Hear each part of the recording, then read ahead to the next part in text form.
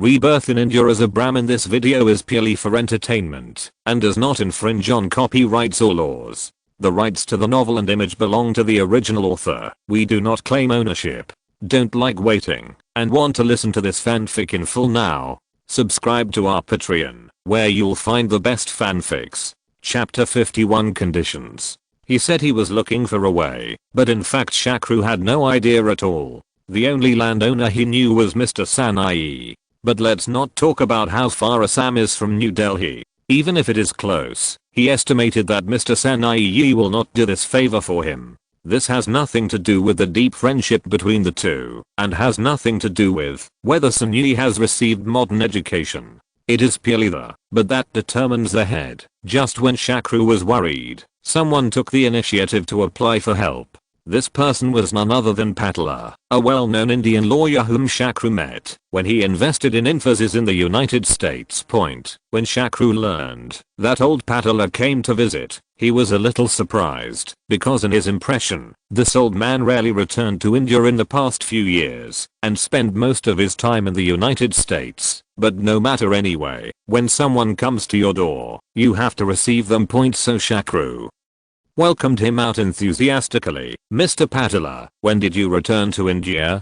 Why didn't you call in advance, so that I could visit you? Old Patala said with a smile. I'm an old man. I have nothing to do all day long, but I'm not as busy as you young people, so it is better for me to come, as long as you don't think I disturb your work. Shakru said quickly. What did you say? It would be my honor for you to come. After chatting for a while, Patalileo got to the point and said, Little Shakru, I heard that you are going to make a movie recently. Shakru said with some embarrassment. This is also a sudden idea. I was curious and thought that the subject of Puran DV was quite interesting. In addition, I have always been interested in movies, so I came up with this idea. Old Patala said meaningfully. You are not just curious. I have seen many young people who make movies for fun. They usually use it to please a few beautiful girls or show off their power, but never people would choose such a sensitive and dangerous subject. So it seems that I chose the wrong subject?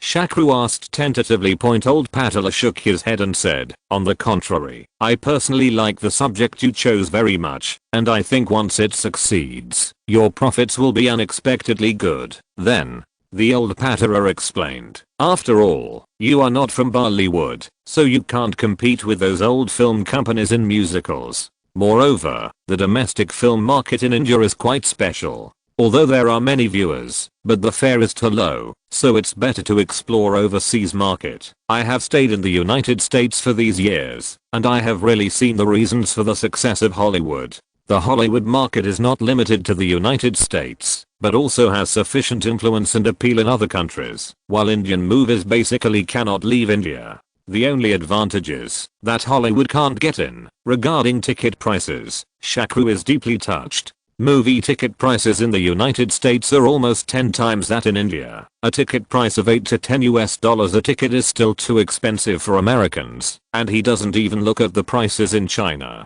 How much is the income, and how much is the ticket price? So this is also the reason why he wants to open up the US market. In addition, this kind of movies that reveal the true situation in the country have always been the most popular overseas. After all, people who have been to India will not believe that the singing and dancing plots in musicals are the real situation in India, but there is no time or energy to explore the real situation, so this type of movie will definitely attract attention. Another point is that it is possible it can be related to the innate sense of superiority of Europeans and Americans. They like to see people in other countries living in dire straits, which creates a sense of happiness through comparison.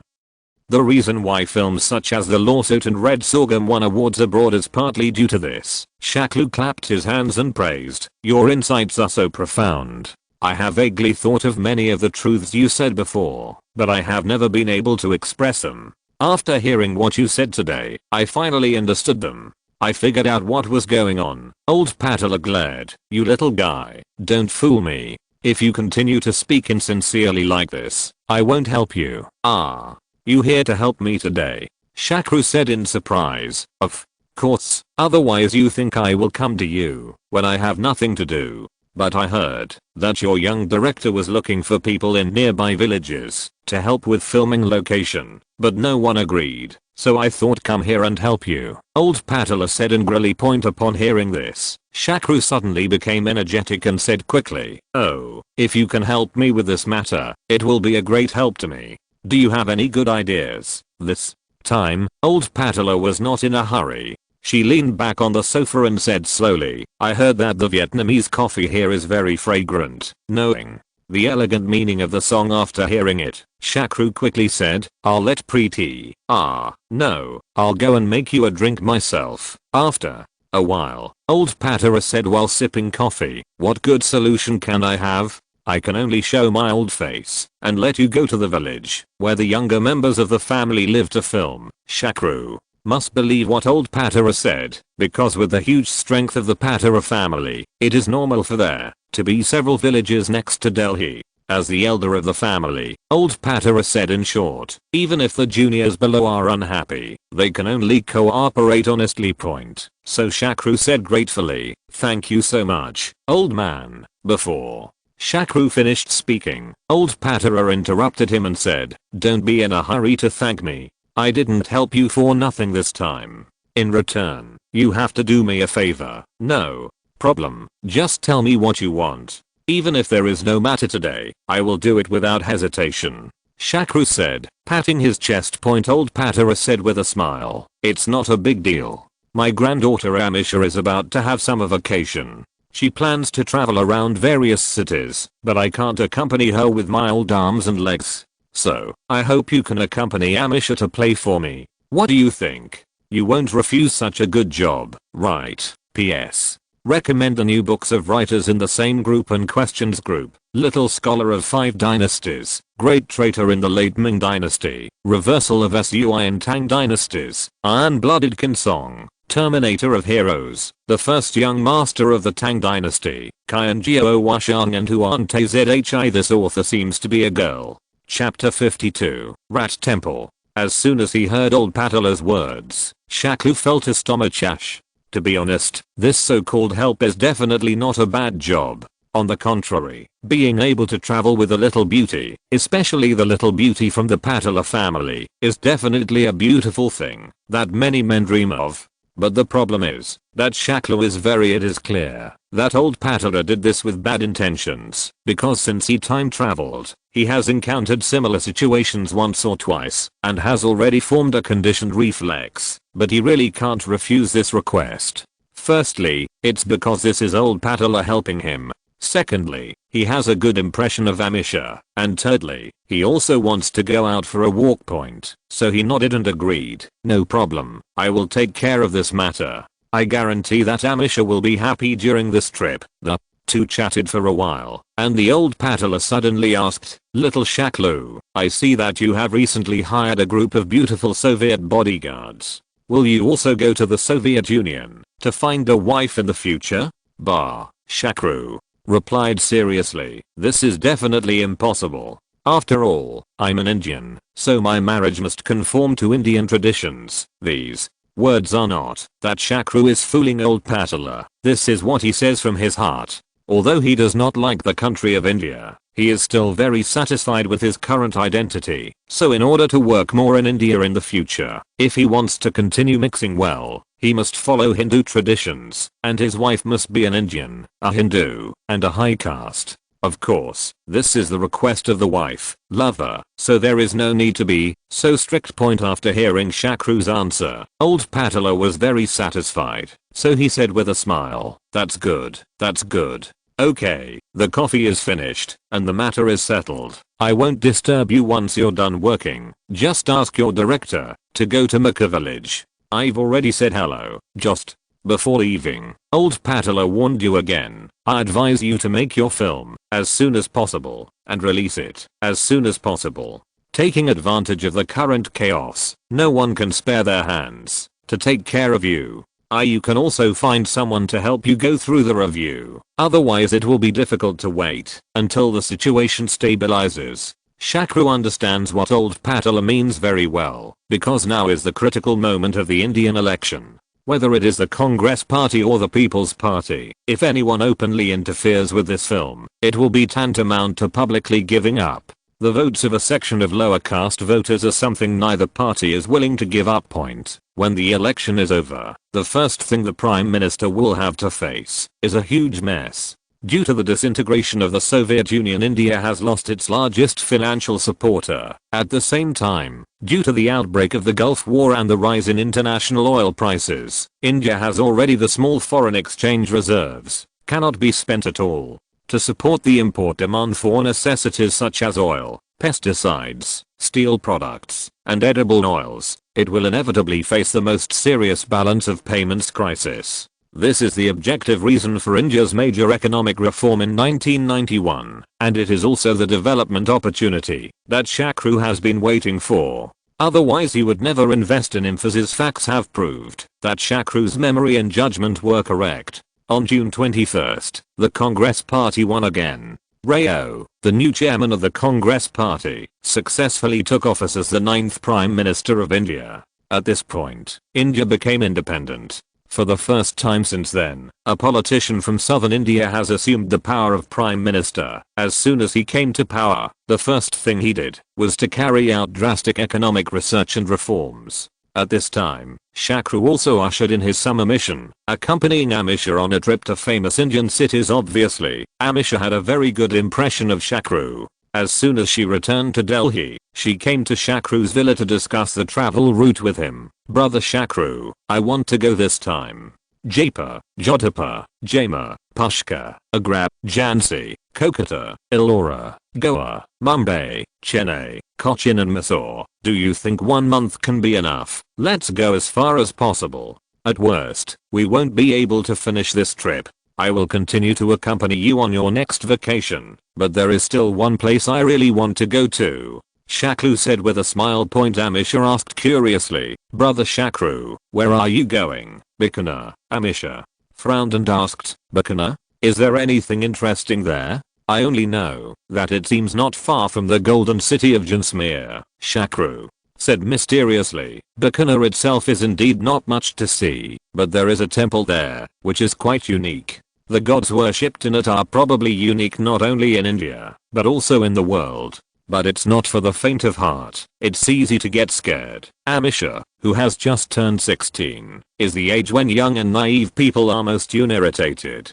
When she heard what Shakru said, she immediately said unconvinced, Huh, Brother Shakru, who are you talking about being timid? I have decided that the first stop of our trip will be this temple in Bikaner, and I want to see what scary things are inside. Not long after Amisha left, she called Shakru, and she spoke in a very proud tone. Brother Shakru, I thought the Bikaner temple you were talking about was some kind of scary place, but it turned out to be the famous mouse temple. You didn't tell me earlier. I had to ask my grandpa to find out. Grandpa said that it's not scary at all, and it's very sacred, so let's go to the Mata temple in 3 days. The full name of the Mata temple mentioned by Amisha is Kani Mata temple. The most famous name is naturally the Mouse temple. For more than 600 years, thousands of believers have come to the temple to worship every day. In 1927, the plague was prevalent in India, and countless people died. Only this place was safe and sound, which was amazing.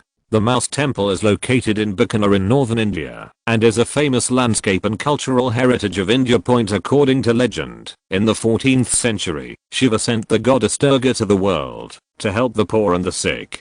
The goddess transformed into a powerful priestess. One day, a storyteller found the priestess with his dead son and said, I love my son deeply, please save him. The kind priestess found the god of death Yama and asked him for help. The indifferent god of death rejected the priestess's request with just a roll of his eyes. In order to protest the control of the dead by the god of death Yama, the priestess deposited the souls of all the storytellers in the bodies of mice. After the mice died, the souls of the possessed bodies could be reincarnated as humans. In this way, the souls of the dead would not have to wander alone in the world, or endure endless torture in the underworld.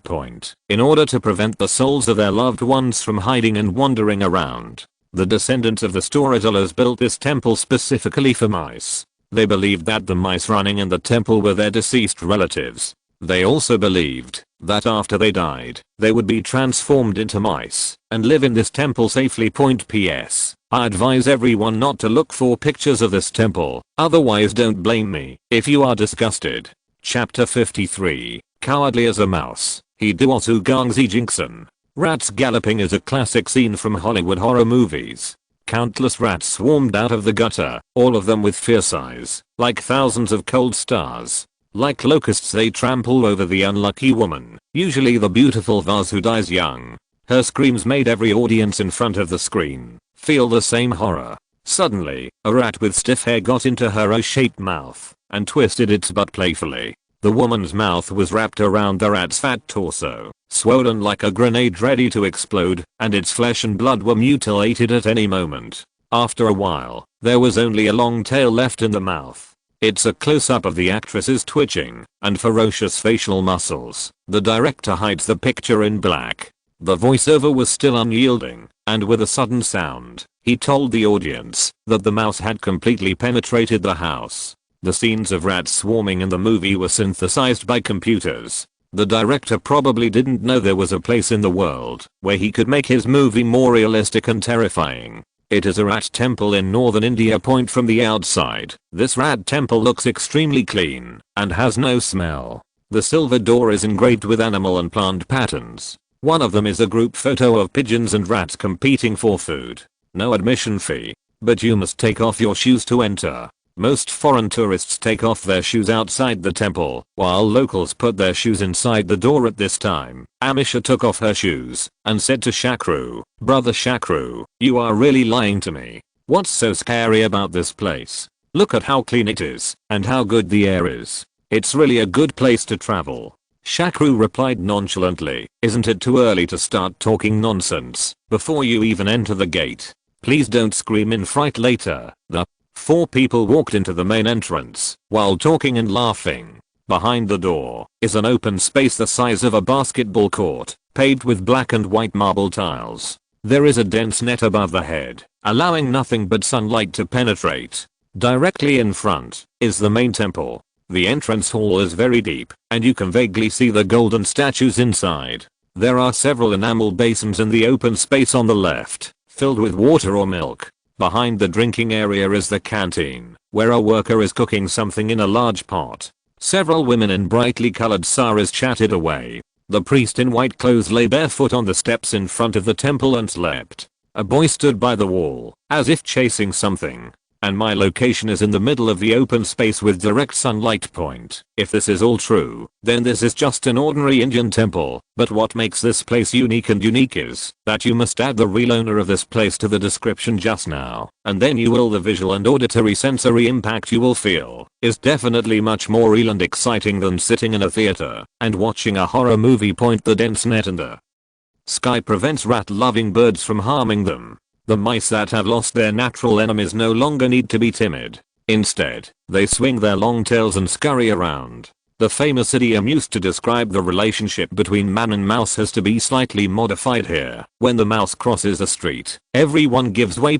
Looking around, there are at least 400 to 500 rats that can be seen. After all, there are still only a few people patrolling outside during the day. Some are sucking greedily by the water basin or milk basin. Some are hanging on the cart iron gates and sleeping leisurely. Some are competing for ice on the ground with the pigeons that fly into the temple. One is a not too ferocious bird, and the other is too small. The beasts with numbers each have a winning field, and each has a winner or loser at this moment, let alone Amisa. Even Shakru himself felt his teeth chattering, and his legs trembling. When a grey-haired mouse scurried across Amisa's feet, the little girl could no longer suppress her excitement. He screamed out of fear, then grabbed Shaklu tightly and said tremblingly, "Brother Shaklu, why are there so many rats here?" Shakru calmly patted Amisha on the back and said, "Is this the rat temple? There will naturally be a lot of rats, Grandpa. He is a big liar. He told me that there are all rat statues here.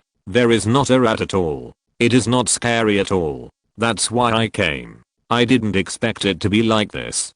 Let's see if I go back." His beard was pulled off by him, Amisa said bitterly. In fact, Amisa really misunderstood his grandfather. How could old Patala not know the situation in the mouse temple? It's not like he had never been there before, but he felt that in this case, it would be more beneficial. As the relationship between young men and women grows, why else would boys usually invite the girls they like to watch horror movies? It's not to show their bravery, but also to have the opportunity to enjoy some intimate contact. Shakru comforted Amisha, don't be afraid, let's go to a sunny place over there. Rats don't like the sun, so they don't dare to come. Although he said this, Shakru suddenly thought in his mind that maybe those rats would complain that they were as timid as rats when they saw him like this.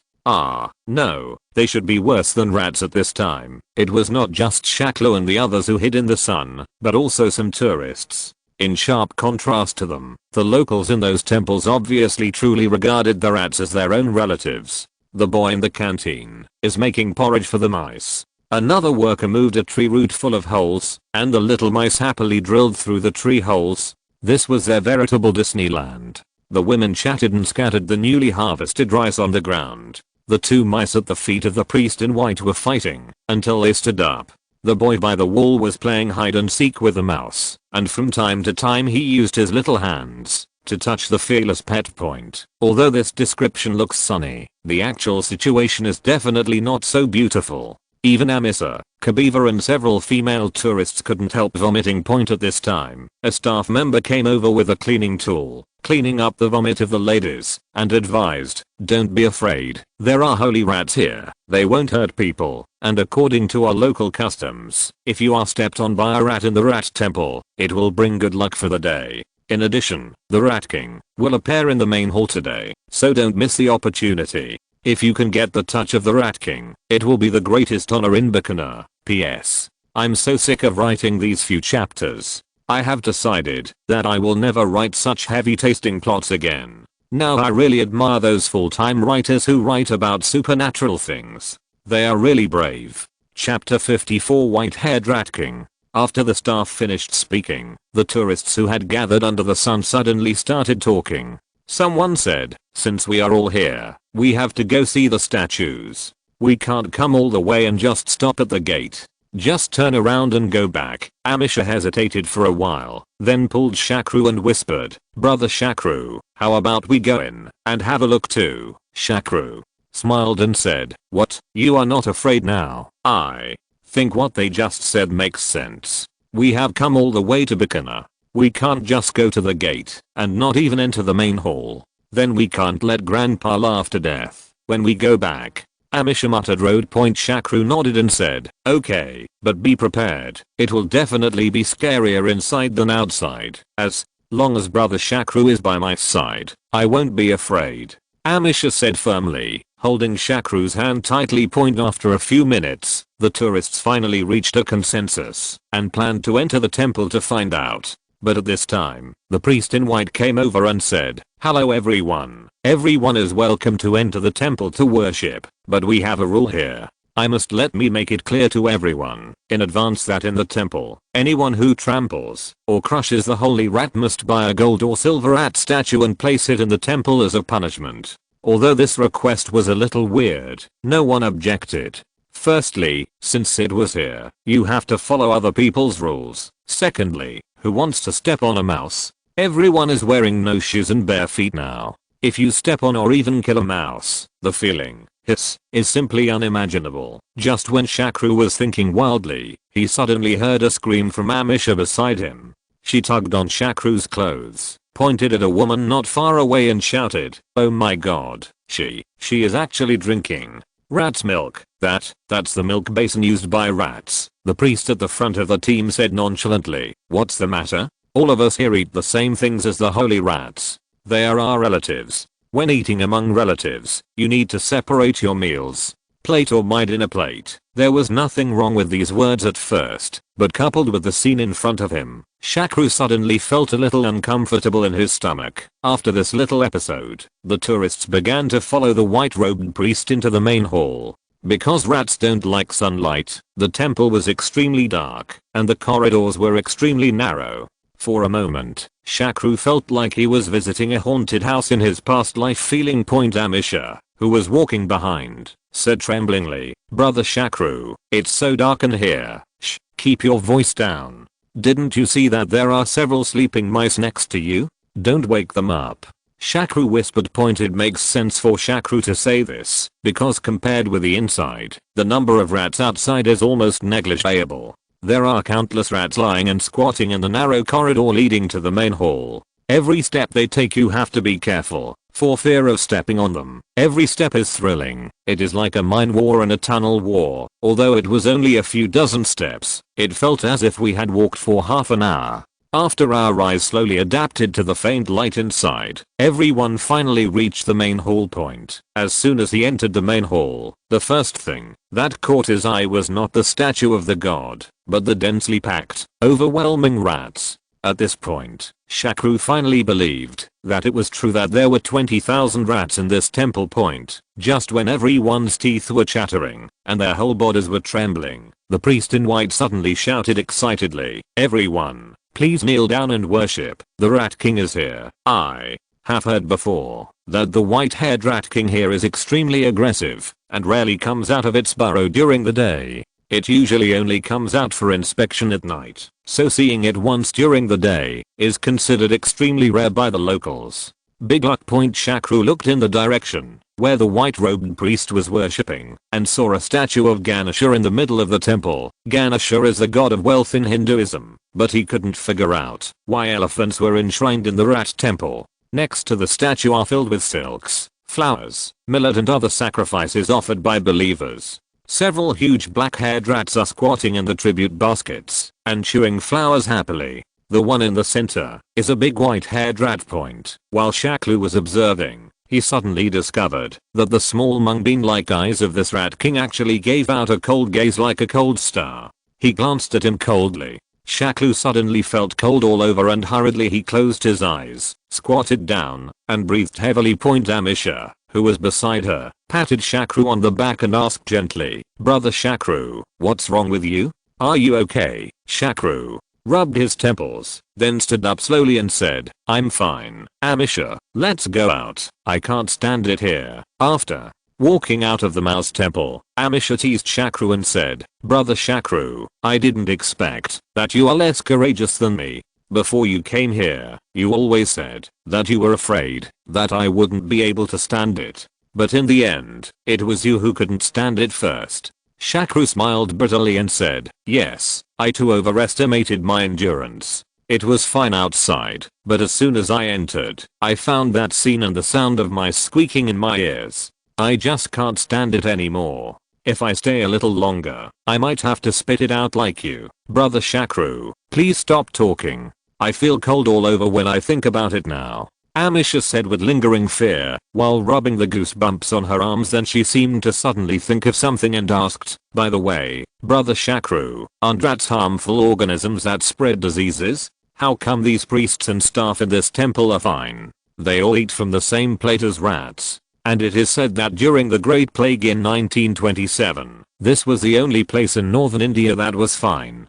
Don't you think it's strange?" Shakru frowned and thought for a while, then replied, "My guess is that whether a creature is dirty or not actually depends on the environment. The plague is not something that rats carry from birth, but because they often go in and out of those dirty places, so they are infected. The environment here in the rat temple is hygienic and comfortable, so the source of infection is blocked, so the number of germs they carry is not high, and naturally they will not bring diseases to people around them. If you're listening to this novel on a channel other than Fanfic World, it means they downloaded and uploaded it without effort. We cordially invite you to visit our channel, Mundo Fanfic Novelos. There you'll find the original version of this story and you can explore many other novels of various genres. We're waiting for you to immerse yourself in a world of incredible novels. Chapter 55 Taj Mahal. Brother Shakru, get up quickly, otherwise you will miss the golden Taj Mahal.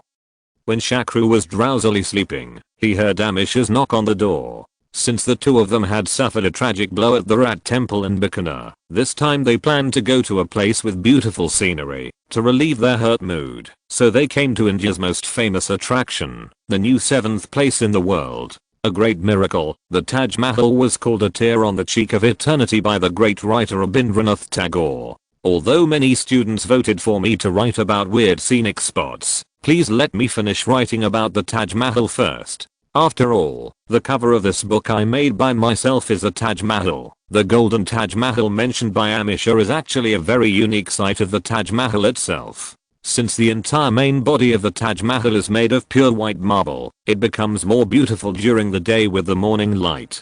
Depending on the intensity of the sunlight at noon, and sunset, the light and color shining on the tomb will change unpredictably, presenting different wonders.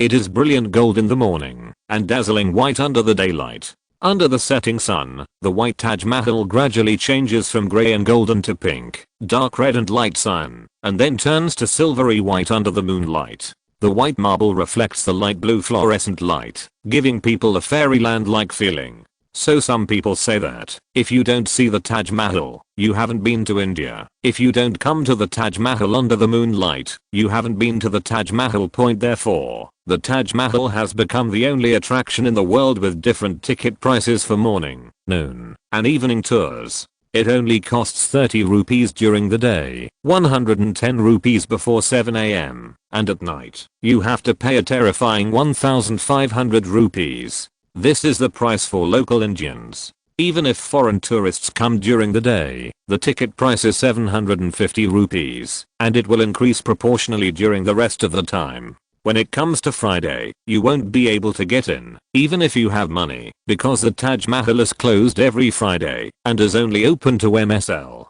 In a country where 80% of the population believes in Hinduism, it turns out that the most famous tourist attractions are from the Hindu religion. This is an interesting thing. Since Shakru and Amisha came to the Taj Mahal, they naturally didn't want to leave any regrets. Of course they didn't want to miss the golden Taj Mahal, so Shakru agreed, washed up hastily, and went there quickly. Have breakfast, because the security check at the Taj Mahal is extremely strict, and no food is allowed, so you must eat more. Otherwise if you are hungry, you will not be in a good mood, no matter what beautiful scenery you see. When we arrived at the Taj Mahal, we just happened to catch the morning sun shining on the dome, and the entire Taj Mahal looked magnificent. To catch this beautiful scenery, we naturally had to take crazy pictures, to preserve and treasure it. While Shakru was taking pictures, a cleanly dressed middle-aged man, a young man, came over and kindly guided Shakru to take photos of the Taj Mahal from different angles. Not to mention, under his guidance, he was able to take different photos, and the results were very good. Shakru didn't react at first, but soon he did. At the end of the shooting, he handed the middle-aged man a tip of 500 rupees, and the man clasped his hands in thanks and turned to leave. It was only then that Amisha asked with some uncertainty, "Brother Shakru, doesn't this man make money by taking photos of others?" Shakru pointed at the middle-aged man who walked towards a foreign tourist and said, "Obviously, he is doing this business, but he is very smart and has great vision, so his method is not offensive. People are annoying, but how much they earn depends on their luck." Amisha nodded. Well, if everyone gives him 500 rupees like Brother Shakru, then his income will be much more than working. That was also a result of his intelligence and politeness. Okay, now that we have finished taking photos, let's continue to admire and worship this great Taj Mahal, Shakru said with a smile. After walking through the solemn and majestic doorway, the two followed the group into the interior of the Taj Mahal. Amisha looked at the exquisite reliefs and inlaid gems in the central octagonal hall and said with envy, "This Taj Mahal, you are so lucky to have a husband who truly loves her like Emperor Shah. It is a pity that the beauty was so unlucky that she died in her 30s. Shakru chuckled and said, "I have been in the palace for 19 years and have given birth to 14 children.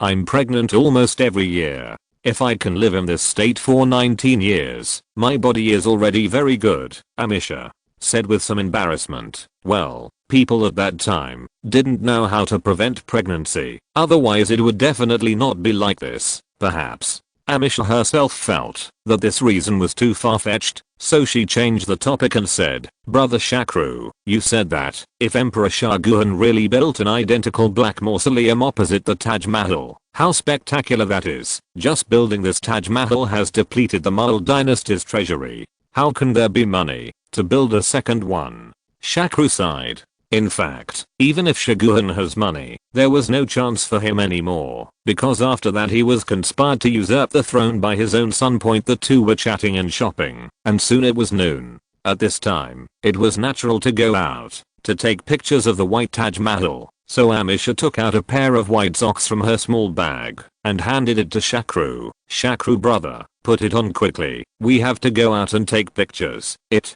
is the end of June, the hottest time of the year in India, so the sun is extremely scorching. The Taj Mahal is located on a marble base as high as 3 or 4 stories, so the marble slab is like a steaming steamer under the scorching sun. However, all people entering the mausoleum must take off their shoes before climbing the steps to show respect. Even foreign heads of state are no exception point. But if you walk barefoot on the marble steps at this time, it won't take long for your feet to be burned. So experienced tourists will prepare white socks in advance and wear them at this time to avoid burns. After taking pictures of the white Taj Mahal at noon, the two walked out of the scenic area and returned to the hotel to eat and rest and wait until dusk to enjoy the beautiful night view of the Taj Mahal. Because they got up too early in the morning and walked around all morning, they were hungry and tired and fell asleep on the bed after lunch point. When they returned to the Taj Mahal in the evening, they unexpectedly found that there were many people gathered at the entrance of the scenic area, holding long banners and shouting loud slogans.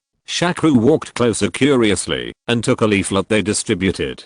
After reading it, he was shocked. Chapter 56 Collapse. This flyer was made by a group of environmentalists, and the title is very shocking. The Great Taj Mahal will collapse in 5 years. Although Shakru knew that the Taj Mahal would never collapse in 5 years, because he came from the year 206, and the Taj Mahal was fine until then, not to mention the year 996 5 years later. Despite this, he still felt that what was written on the flyer was very shocking and convincing. For example, the marble of the Taj Mahal mentioned in the flyer has begun to turn yellow and discolor. Some bricks have small holes that have been eaten away. Large pieces of stone in some places have begun to fall off, and there are various graffiti in many places. It is not only the Chinese who like to do this, but in fact, people from all countries are the same. Shakru found these situations when he visited the Taj Mahal today. What Shakru can't stand the most is the poor repairs. He feels that if you can't repair it well, it's better not to repair it. For example, the sandstone of some walkways and platforms of the Taj Mahal is particularly weathered. Although some places have been repaired, the craftsmanship is very ordinary. The workers just fill the weathered holes with a kind of cement-like filler, and the color does not match at all. Many white marbles also broke, and the poor paint repair work and grouting of the gaps reminded Shakru of the bathroom he renovated in his previous life.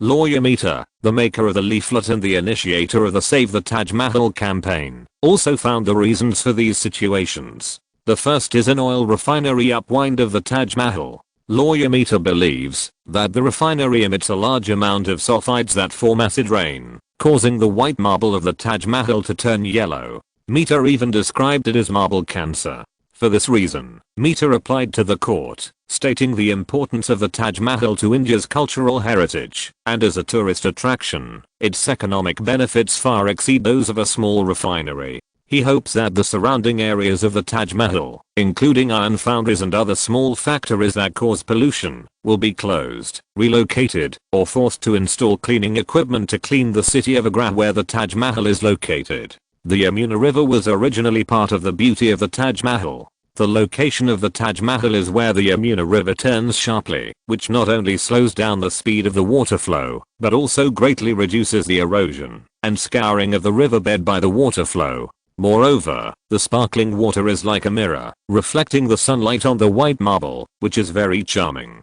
But such an important river is now a mess. In addition to a large amount of untreated human excrement, the Yamuna River now also contains plastic bags, plastic foam, snacks, empty bottles and other garbage. Environmentalists believe that such a landfill will produce methane gas, which is one of the main factors causing the discoloration of white marble. In addition, a dam was built upstream of the Yamuna River to increase public water use, resulting in the continuous decline of the Yamuna River water level. Attorney Meter and others are worried that, if it cannot be kept moist enough, the wooden structure under the Taj Mahal will soon disintegrate. He also believes that the Yamuna River itself is a complex engineering feat, pushing the building from all angles when it turns sharply around the Taj Mahal. However, due to the gradual decline in water levels, the Yamuna River is now dry for several months every year. Without the counterforce of a steady flow of water, the Taj Mahal has a tendency to naturally tip or sink into the river.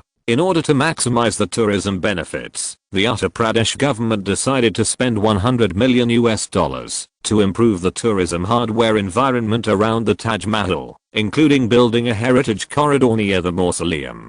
According to the plan, the project will eventually fill the river between the two World Heritage Sites of the Taj Mahal and the Agra Fort, and build a pedestrian street including supermarkets, restaurants, and tourist facilities on the river. As soon as the news spread, it was immediately strongly opposed by Indian public opinion and the archaeological community. After learning about it, UNESCO also made it clear that, if the authenticity and integrity of these two attractions are affected, or have a negative visual effect, the Taj Mahal will be included in the World Heritage List in danger. So the entire project was forced to terminate, but the sandstone and gravel left behind still cover the entire garbage dump. In addition, too many tourists are also a reason for the shortened life of the Taj Mahal. According to the assessment, the Taj Mahal can only bear 3 million tourists a year at most, but last year, in 990, the number of tourists had already exceeded 5 million. Every day, thousands of tourists touch the marble with their greasy hands, and the moisture they exhale has a serious impact on the discoloration of the marble, mainly those who come to visit for free. There are many locals and tourists at the scene who support Meter's actions, but there are also people who oppose it.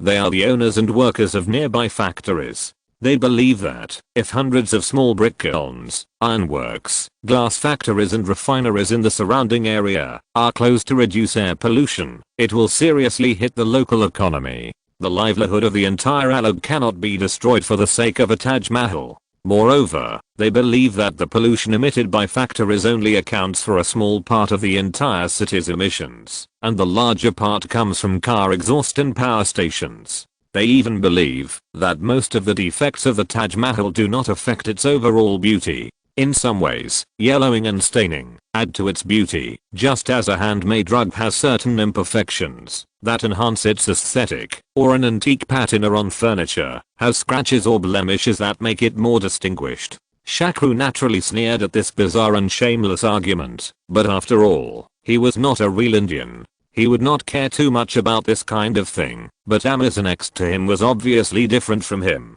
The little girl asked very worriedly, "Brother Shakru, will the Taj Mahal really collapse in the future?" Shakru shook his head and comforted, "Don't worry, it won't happen. As long as the local government still has the brains to figure it out, they will know that the tourism value that the Taj Mahal can create will far exceed what these small factories can do now. Industrial output will naturally start to be protected by then. The only problem is that the government's work efficiency cannot be expected in the next 3 to 5 years. Maybe it will be able to start protective work in 10 years. Due to such a mood-breaking thing, the two of them just visited the Taj Mahal at night and returned to the hotel to rest. The next day they set off to Khajuraho, which is next to the Taj Mahal. In fact, Shaklu initially I didn't want to bring Amisha here because Khajuraho is most famous for its unique temple in the world. Well, this temple can be called a man's paradise. Chapter 57 What are you looking at? Exclamation mark. In the impression of the Chinese, India is a mysterious religious country, as the birthplace of Buddhism and Jainism, which abstain from sexual immorality. More than 80% of Indians believe in Hinduism, which has extremely sexual concepts. Open religion. This is an extremely contradictory status quo, so much so that Marx specifically said in the article British Rule in India that Indian religion is both a religion of indulgence and pleasure, and a religion of self-torture asceticism. It is also a religion of linga worship. Religion is also the religion of Jagannath. It is the religion of the monks and the religion of the dancing girls. Marx's British Rule in India. See volume 2 of the selected works of Marx and Engels. The most significant proof of this is the Kama Sutra, which is well known in Hinduism, and the various sexual sculptures scattered throughout Indian temples. The most concentrated place for such sculptures is Kajira, a small city in the jungles of Madhya Pradesh, India. The temple complex in Khajuraho and the buildings in Khajuraho have a common feature with many buildings influenced by Indian culture. That is, the statues on the surface are layered from bottom to top, from rough to detailed, from animals and humans to gods. The difference in Khajuraho is that most people, whether in the human world or the fairy world, are doing sex. And the postures are all kinds of weird, and there are even hundreds of postures for mating with animals. Even those gods who are not having sex are still posing and charming.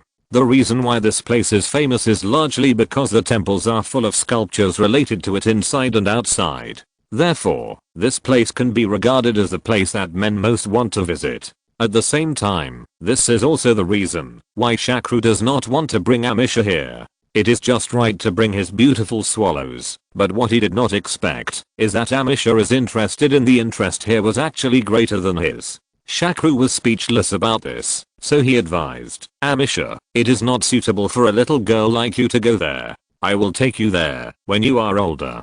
Brother Shakru, I'm already 16 years old and not a child anymore. Many of my friends who played with me when I was young are already married. Moreover, when I was studying in the United States, my classmates often ask me about Khajuraho. But I don't know anything about it. It's really embarrassing, so I must go and see it for myself this time. In desperation, Shakru had to take Amisha to Khajuraho. The temple was located in a desolate place with no village or shop. Even the Chand dynasty who built it abandoned it until it was the accidental discovery by a British soldier in 1937 that brought these strange and great buildings to light again. Through close observation, Shakru found that the sculptures here were indeed as exaggerated and real as the pictures and other people's descriptions, but he still made 3 new discoveries. The first point is the roundness of women. Most of the women here have large breasts and fat hips, and their body measurements are almost the same according to visual inspection. Most of them were naked, and a few covered themselves with scraps of cloth. In fact, this aesthetic trend of looking at fatness as a beauty and exposing the chest and back was once popular in my country during the Tang dynasty at almost the same time. It seems that the Asian fashion circle had achieved transnational linkage at that time, and Silk Road and Tang Monk were both indispensable. The second point is the size of men. The men who occupy the dominant position are either kings or gods. The most obvious feature of these men who are born with mythical colors is the eye-catching size of their genitals. The more boundless your power is, the more proud you are. This is closely related to the male root worship in Hindu religion. The third point is the complexity of the posture. The complexity and diversity of the movements on the stone carvings are difficult to imitate. Unless you have a body that has practiced yoga and a deep throat that has swallowed a sword, you should really take Kabiva and the others to see it. If you have the chance, it will definitely be of great benefit to them. Inspiration. You can get more enjoyment when doing it again in the future. Just when Shakru was thinking wildly, he suddenly heard an extremely familiar and friendly voice coming from next to him. When he listened carefully, he found that it was actually Chinese. Shakru had not heard Chinese in India for a long time, but in Delhi it was not. There are also a few Chinese people who open shops, but there are really too few Chinese people traveling to India in this era, especially this guy who is obviously from the northeast. Just listening carefully, Shakru realized that this guy was really interesting. He was bragging to the girl next to him. Well, it was probably his girlfriend, Xiaoqing. Look at how good these Indians are. Look, this is an old man pushing a cart. This is a dead tree with roots. This is a boy sitting on a lotus. And this is a monkey stealing peaches. His girlfriend, on the other hand, turned red with embarrassment and said bitterly, "You know a lot. This is not a joke. It is a true story. I saw it in a forum." Hearing this, Shakru couldn't help laughing anymore, because this guy was so funny. He only cared about showing off his knowledge in front of his girlfriend, but forgot that now was not the right occasion at all. This kind of knowledge is suitable for slowly showing off when there are only 2 people. Maybe in the end, the 2 of them can actually fight. Maybe the girl heard Shakru's laughter, so she scolded her boyfriend. "Look, everyone is laughing at you." The boy looked back and said nonchalantly, "He is a foreigner. How can he understand what I said? Even if I scold him, he doesn't know what's going on." As if to verify his words, the boy he shouted at Shakru, "What are you looking at?" For a moment, Shaklu's bad taste became so bad that he deliberately responded with a northeastern dialect in a weird accent. "What are you looking at?" This standard northeastern provocative answer stunned the boy, who was stunned for a moment. Shakru put his hands together and laughed. "My Chinese friend from afar, welcome to India. Welcome to Khajuraho." The boy finally reacted and walked over and laughed. "Oh, I didn't expect to meet an Indian brother who can speak northeastern dialect. I'm sorry, I was just fooling around. I didn't mean anything else. Don't misunderstand." Shakru also smiled and replied, "Haha, don't worry, I understand what you mean. It's just that I often heard people say that these two answers are the opening remarks of a fight in northeast China. So when I heard you say it just now, I couldn't help but reply. Brother, have you been to northeast China?" The boy asked. Shakru nodded and said, "Well, I went to Harbin a few years ago and stayed there for a few days. I like China very much, and I like the generous Chinese people very much." Chapter 58 Journey to the West. Hearing Shakru praising China, the boy happily patted him and said, "Brother, when it comes to boldness, you have come to the right place in the northeast. Men in the northeast are the most generous in the whole of China. Let's get to know each other. My name is Liu Zion, from Shenyang, Liaoning, not too far from Harbin." Shakru also introduced himself. "Nice to meet you, Mr. Liu. My name is Shakru Pandit. Pandit is my surname and Shakru is my first name. In this regard, it is the same as your Chinese surname. The habit is just the opposite." "Oh, that's what happened. Then let's do it. According to our Chinese customs, you just call me Liu, and I'll call you Liu Sha. How about that? This is your future sister-in-law Wangjing, and this is your younger brother and sister-in-law, right?" Liu Zion introduced enthusiastically and asked, pointing at Amisha.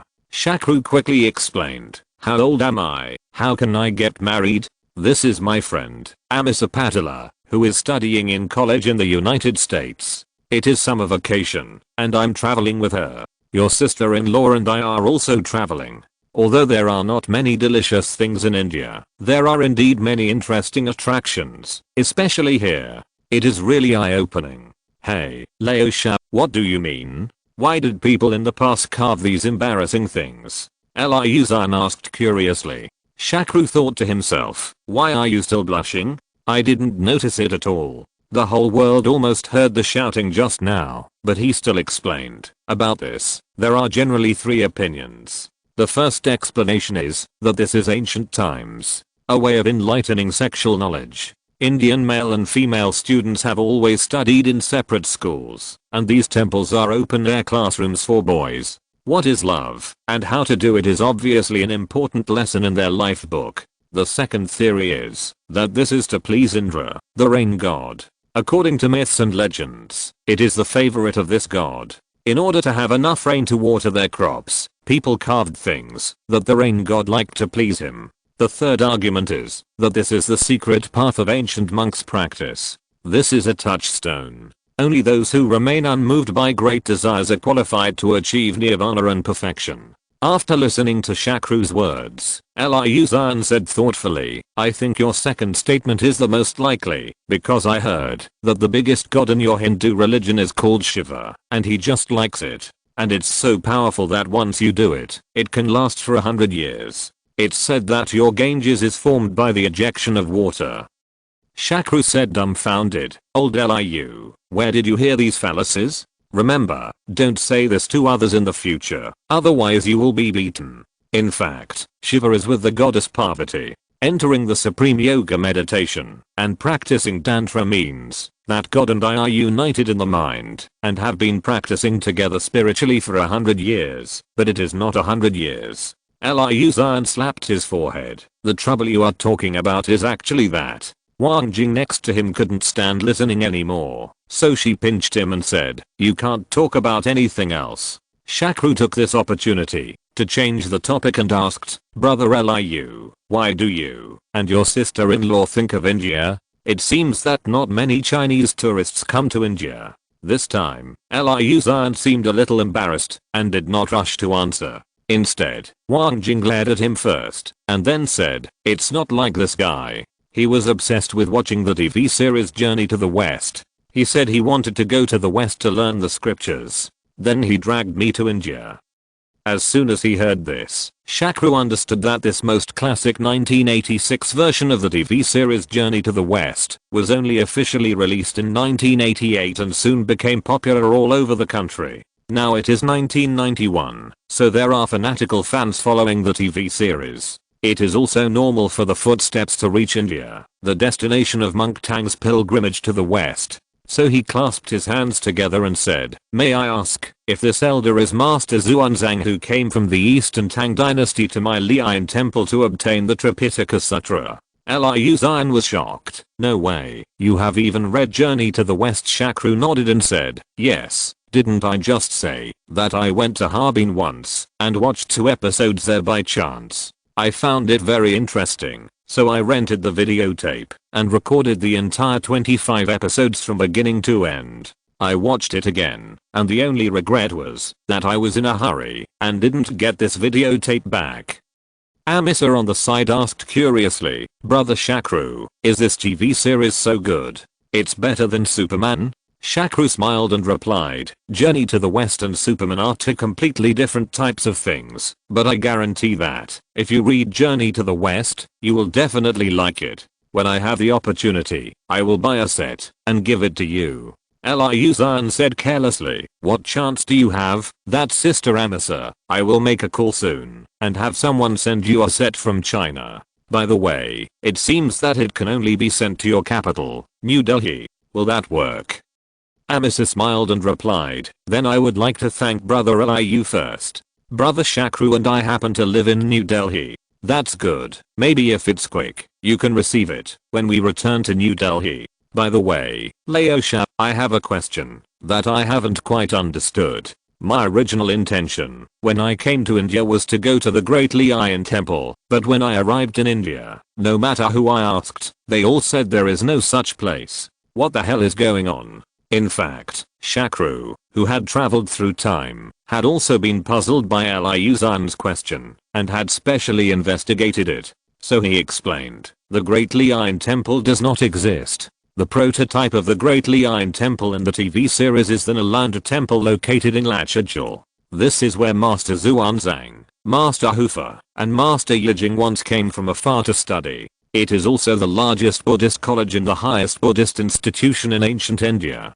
Unfortunately, at the end of the 12th century, this 1,000-year-old temple was destroyed by the army. It was not until 1861 that British archaeologist Alexander Cunningham discovered Nalanda, the ruins of the temple. Since 1915, the government has started systematic archaeological excavations and built the Nalanda Museum on the original site. By the way, your Chinese government donated 300,000 yuan in 1957 to build a Xuanzang Memorial Hall next to the Nalanda Temple. Brother Liu, if you are interested, we can go there to take a look later. P.S. Some book friends are entangled in the issue of the birthplace of Buddhism. From a geographical point of view, it belongs to Nepal, but at that time it should still be within the scope of ancient India. Chapter 59, Indian Sun Wukong. When Shakru said this, he was indeed deliberately trying to make friends with Liu Zion, because in 1991, very few Chinese could afford to travel abroad, and this Liu Zion, at first glance, was not a government official, and he was from Wang. You can tell from Jing's words that this trip is very random and purely it's just a trip that you can leave whenever you want, plus the casual and natural expression on his face when he asked someone to send a set of Journey to the West videotapes from China. It can be inferred that this guy's life experience is definitely not simple, so Shakru has a desire to make friends, which will make it easier to return to the country in the future. Unexpectedly, Liu Zion rejected Shakru's kindness. "I won't go. It's just annoying to see the ruins all over the place. Hey, it seems that my trip to the West to learn Buddhist scriptures was in vain." Shakru thought for a while and suddenly asked, "Old Liu, which character is your favorite in Journey to the West?" "No need to ask, of course it's Monkey King, the Monkey King." Shakru clapped his hands and said, "As long as you like Sun Wukong, your journey to the West will not be in vain. I can take you to see our Indian Sun Wukong." It is said that the prototype of Sun Wukong in Journey to the West is very likely. It's him. Upon hearing this, Liu Zan's eyes suddenly lit up. Are you telling the truth? Is there a temple of his? Then I must go and see it. There are temples, but none of them are particularly large. But there is a statue that will definitely satisfy you, and it's in New Delhi. Old Liu, you know how high the viaduct is, right? It just reaches his waist, so you can imagine how big he is. Just as Shakru was explaining with saliva, Amisha suddenly interrupted and said, Brother Shakru, you are talking about the statue of the monkey god Hanuman next to the viaduct, right? Could it be that Hanuman is what you are talking about? Sun Wukong? Shakru pondered for a moment, and then said, I can't guarantee the specifics, but there are indeed many similarities. For example, they both can fly in the clouds, and they have both killed demons and demons. Their weapons are also very similar. Sun Wukong the golden cudgel used as Ruai, while Hanuman uses the tiger-headed cudgel. It means the golden stick. Sun Wukong can change 72, and Hanuman can also change. In the 5th beautiful chapter of Ramayana, he once turned into a cat and sneaked into Lanka city to find out the enemy's situation. I think the plot of Hanuman's havoc in Ashoka Garden is somewhat similar to Sun Wukong's havoc in heaven. Finally, Mr. Wu Chenjin's Journey to the West. In addition to folklore, the most referenced material is the western regions of the Tang dynasty written by Master Xuanzang after he came to India in the Tang dynasty. Although I have not read the romance of the western regions of the Tang dynasty, but Master Xuanzang has been in India for so many years, and it is impossible that he has not heard of the story of the monkey Hanuman, so it is not surprising that he wrote it. Then Mr. Wu Chenjin borrowed it, which is considered as a source. Before Liu Zan could speak, Wang Jing shook his head first and said, as for the origin of Sun Wukong, I still believe Mr. Liu Zan's research. The Huewo water god was Iki was surrendered during the flood control period by Daewoo. Amisha also helped. Brother Shakru, you just said that Master Xuanzang has lived in India for several years, so it is impossible for him to not understand Hinduism. So how can he, a Buddhist, promote Hinduism? God, this is completely illogical. Shakru said with some embarrassment. So I said I can't guarantee whether Hanuman is the prototype of Sun Wukong, but they have so many similarities, so I recommend Brother Liu to take a look. Liu Zan decided, none of us are Wu Chenjin, so no one can be sure where Sun Wukong came from, but Lao Sha is right, it's always good to go and have a look. At least I can brag to them when I go back. Yes. Okay, Lao Sha, you just said that Hanuman is a Hindu god. It seems that there are more people in India who believe in Hinduism than in Buddhism. Isn't that true? Shakru nodded and said, yes, although India is the birthplace of Buddhism, there are not many people who believe in Buddhism. According to previous statistics, less than 1% of Indians believe in Buddhism. Liu Zan was shocked. No way, why is Buddhism so miserable in its birthplace? Which religion has the most people? The largest number is of course Hinduism. More than 80% of Indians believe in Hinduism. The second is Christianity, the third is Christianity, the fourth is Sikhism, and the fifth is Buddhism. The sixth is Jainism. Shakru explained in detail. Wang Jing on the side asked, it is Hinduism that divides people into several castes, right? Yes, according to Hindu teachings, people are indeed divided into 4 classes, in order of Brahmins, Kshatriyas, Vaishyas, Sudras and the most humble Dalits. Although the government had already the caste system was announced to be abolished, but because this system has been operating for thousands of years, this concept has penetrated into the blood of every believer, so it actually still exists. Liu Zan interjected, I've heard of this too. It seems that people are divided into 3, 6, or 9 grades, just like the Yuan dynasty in China. By the way, Lao Sha, what class are you in? Shakru thought for a moment, and then replied with a smile, what class do I belong to? Well, I belong to a class that no one dares to bully. After Shakru said this, Wang Jing and Liu Zan understood that he was a Brahmin of the highest level. However, since he was unwilling to say it directly, they did not mention it again. So Wang Jing took the initiative to change the subject and said, Mr. Pandit, I went to New Delhi a few days ago. In my impression, there seem to be few relatively tall statues of gods and celebrities. Why is this Hanuman statue so tall? Because people want to pay respect to him and pray for blessings. There is a story here. Legend has it that on a Tuesday morning, Hanuman felt hungry and came to Rama's wife Sita for food. He saw that Sita's hair parting was painted red, so he asked the reason. Sita told him that if a woman wants a husband to be healthy and long-lived, she should all life is painted red. Hanuman thought, if I paint my whole body with cinnabar, wouldn't it make my master Rama immortal? So he painted himself red and went to see Rama. From then on, people dissolved cinnabar in oil to pay tribute to Hanuman. The ceremony of painting Hanuman's statue with cinnabar is called dressing Hanuman. So Hanuman is always red. People worship Hanuman, on the one hand, to pray for the powerful Hanuman, to help them overcome difficulties, and on the other hand, because Rama once promised that, as long as he paid tribute to Hanuman with cinnabar and oil, Rama would bless him to realize his wish.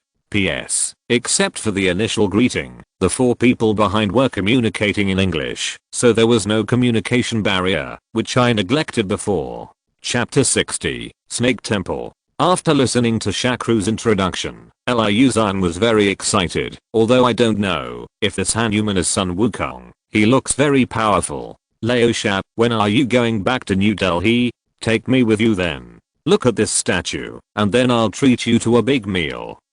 Shakru laughed dumbly and said, Old Liu, don't forget, this is India. I have to invite you no matter what. Liu-zhan shook his head and said, even though you are a native of India, you may not have been to the place I mentioned.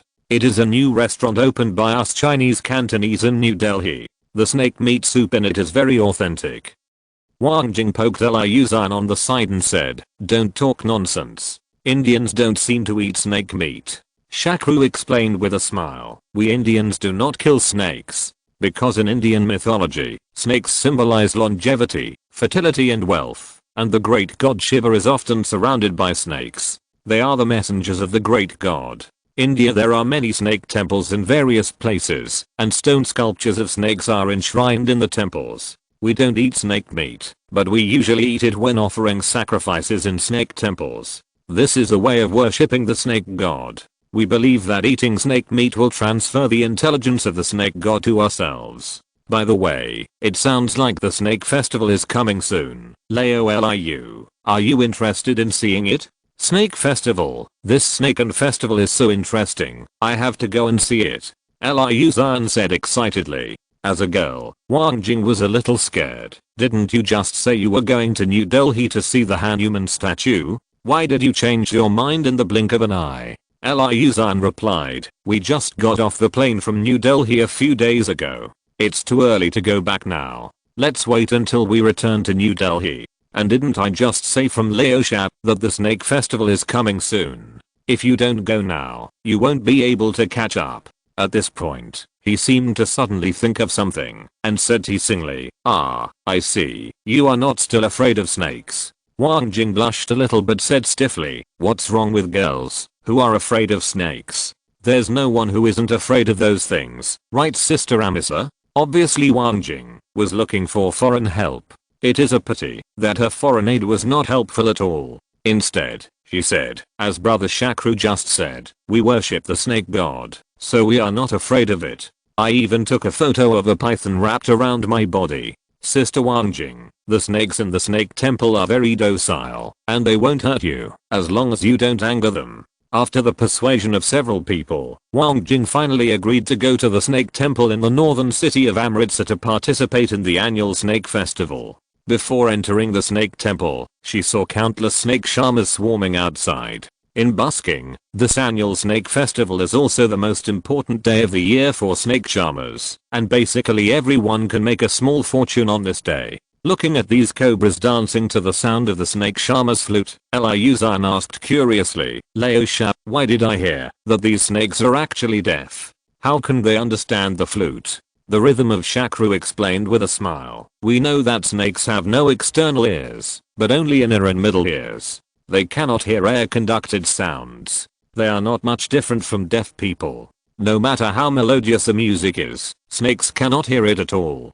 Snake making people are well aware of these characteristics of cobras. However, why do people handle snakes? The snake danced when the flute was played, which initially puzzled many zoologists. They found a flute like the snake charmer and played it in the same way, but the snake ignored it and did not move. After some research, I discovered that Indian snake charmers play the flute for the audience. The reason why snakes that dance mainly involves the snake charmer tapping the ground rhythmically with his feet while playing the flute. At this time, the snake can completely feel the vibration of the ground. In addition, the snake charmer directs the cobra to perform various performances with the flute. It dances by swinging, and this kind of snake flute also has a saying. Look at this snake flute. It is made of a gourd, 2 poles and a brass tube. There are some round holes on the tube. It is no different from the ordinary bamboo flute, but the snake charmer adds a little special powder to the flute tube, which is breathed hot in the mouth. Blow out to stimulate the snake, and the snake will move up and down, as if dancing. Liu Zhan said angrily, "These liars, let me tell you, I thought it was a mistake in the book, but I didn't expect that it was these snake charmers who were deceiving us." Shakru reassured, "This can't be completely considered a lie. After all, what they brag about is not unpleasant, and every industry must have some secrets, otherwise how can we survive?" I wrote this paragraph because a book friend suggested this book before. The cover of, preferably with an Indian snake charmer playing the flute while a cobra dances. Although I did not adopt it, I was still inspired by it. Amisa on the side suddenly pointed to a cobra that had been bathed in milk and said, "Brother Shakru, why do I feel that the cobra soaked in milk looks lethargic?" That's of course because snakes are carnivorous animals and usually feed on voles, frogs, lizards and birds. They don't drink milk at all, and their bodies can't adapt to milk. In fact, there will be many snakes died of severe dehydration and allergic reactions after consuming milk, Shakru said coldly. Amisa was surprised and said, "Oh no, then why not stop them from soaking the cobras in milk? How to stop offering milk and flowers to snake gods for their enjoyment?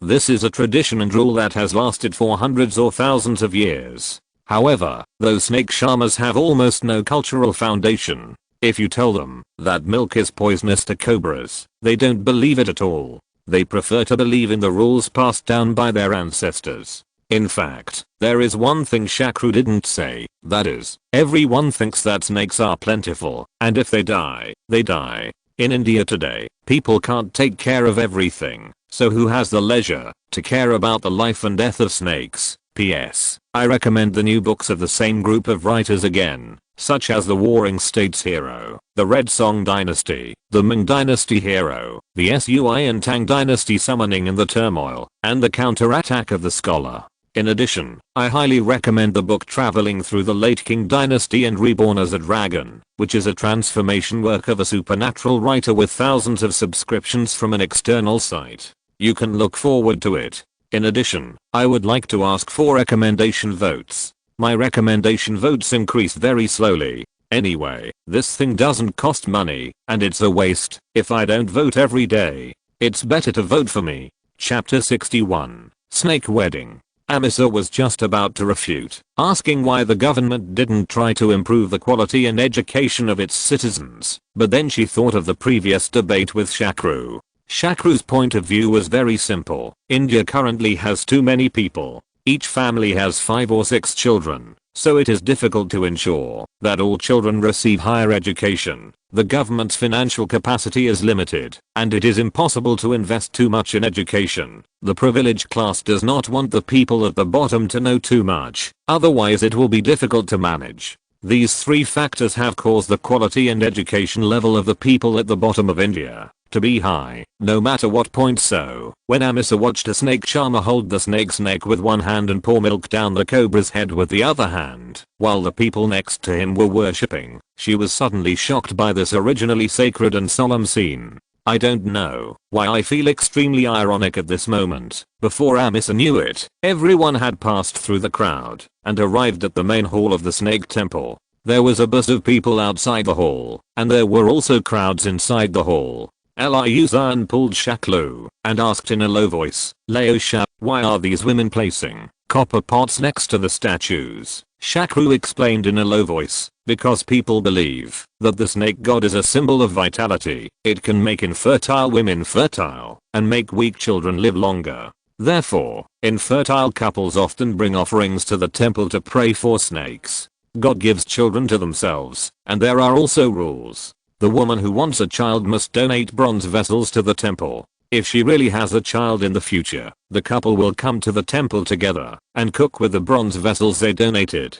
Milk and rice porridge are given to those who come to worship. This snake god is really busy. He even took away the job of sending one iron away. Upon hearing Liu Xian's teasing words, Shakru was shocked. After checking around and seeing that no one was paying attention to his side, he warned Liu Xian, "Shh, old Liu, you are talking nonsense and you don't even look where you are. What if others hear it, you will be in trouble today." While the two were discussing in low voices, suddenly the priest in the temple came out and read for a long time. Naturally, Liu Xian didn't understand what the old priest said in Indian, so he asked Shakru, "Lao Sha, this old guy what to say?" "Old Liu, we are very lucky today. Later, the priestess of the altar will perform the snake dance, which is something we don't usually see. But, it's strange. Why is there a priestess performing the snake dance this year for no reason?" "What?" Shakru said with some confusion. In fact, it is no wonder that Shakru was surprised, because although the snake dance is very common, the snake dance of the altar priestess is very rare. Unless there is something very important, they will not come out to dance easily. Fortunately, there were still many insiders. Shakru and Amisha soon learned the truth of the matter from the people around them who came to ask for a child. It was a good thing. Once they knew the truth of the matter, they were shocked. I was stunned, because this thing was so amazing. Seeing the shocked expressions of Shakru and Amisha, Liu Xian couldn't bear his curiosity and stepped forward and asked, "Lao Sha, what is going on? Why are you so surprised?" "The reason why the temple priestess came to dance the snake dance today is because there will be a wedding in the snake temple today, but the groom in this wedding is special, because the groom is him." Shakru pointed out. He said, while looking at the snake statue. Liu Xian asked in confusion, "What did you say?" "The groom is a god." "Stop talking. Who is crazy? Marrying a god?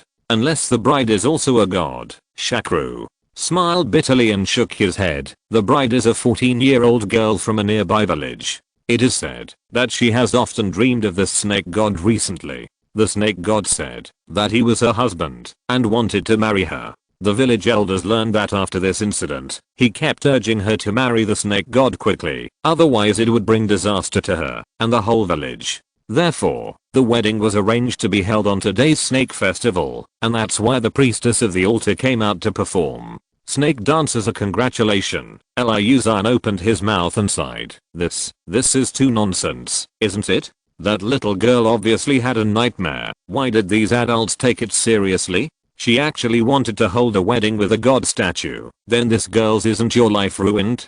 By the way, Lao Sha, aren't you also a Brahmin? It's true that my caste belongs to Brahmin, but I don't have a priesthood now, and this is not the state where I am, so I can't interfere at all.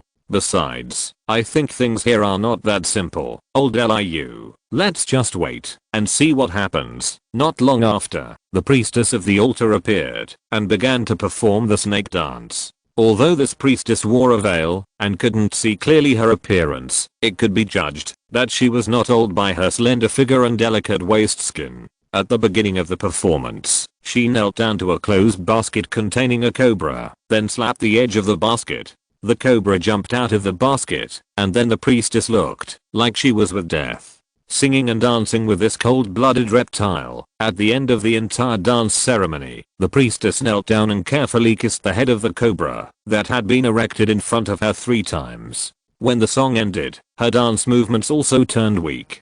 Finally, she ended with sudden violent body movements after the snake dance. The 14-year-old bride Anjali, wearing a pink sari and a bright red scarf on her head, was led by her brother into the snake temple and came to the statue of the snake god.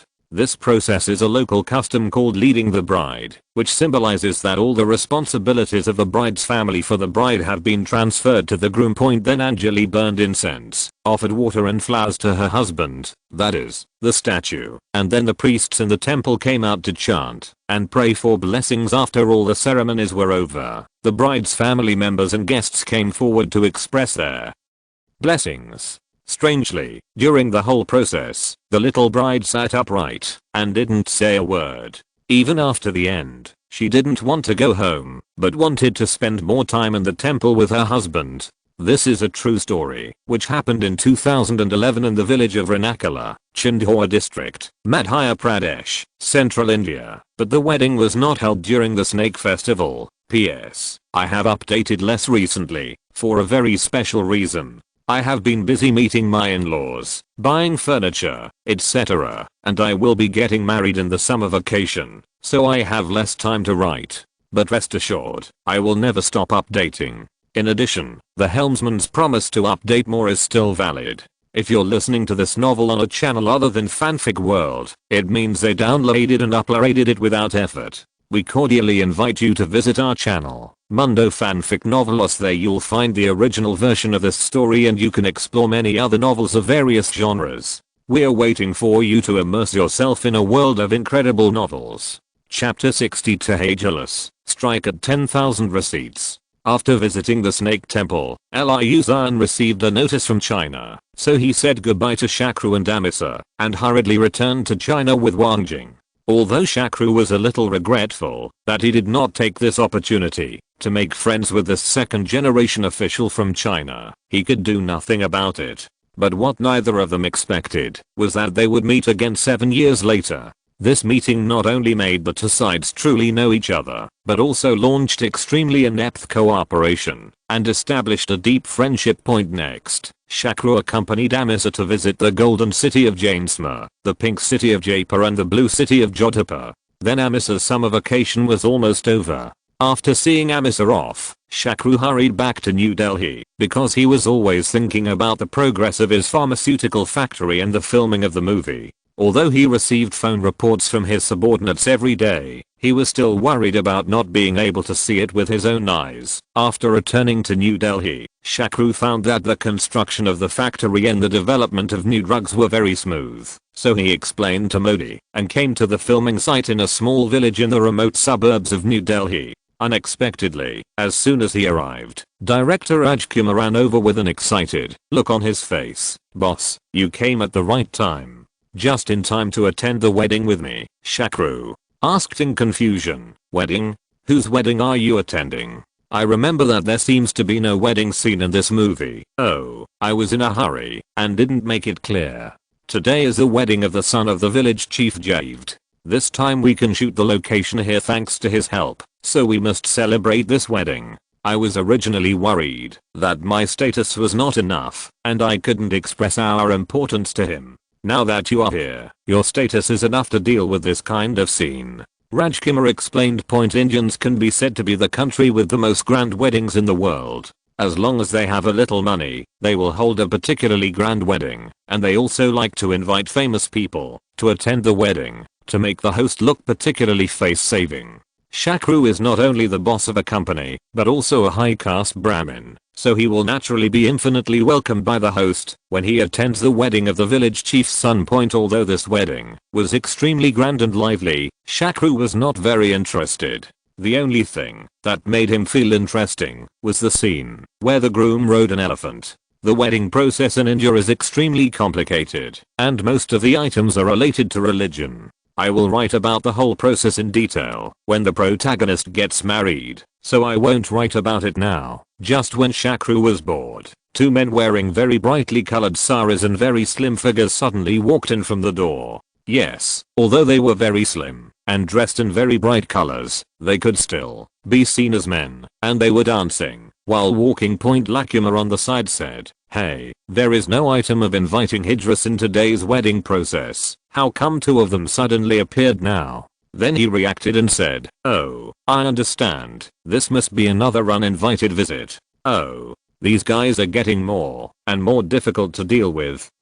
was not until Rajkumar said the word Hijras that Shakru realized what these two men who didn't look like men were doing. Hijras, Hijra, eunuch, is a modern Indian profession known as God's dancer, performed by Indian religious male eunuchs to bless the masters of weddings and funerals. In India, dancers wearing bright saris and heavy makeup, but still with many male features on their faces, are often seen at some weddings and funerals. They are Hijras traditionally. It is believed that they are messengers of God and will bless the newlyweds with many children and blessings. The origin of Hijras can be found in Ramayana, one of the two great epics of India. Ramayana was completed around the 5th century BC. The main content is that Prince Rama, the god in the minds of Indians, gave up the throne, left his wife and brother, and exiled himself for 14 years. He practiced hard in the forest and gained divine power. During these years, all male and female servants left Rama, and only one eunuch servant waited for 14 years until his master returned.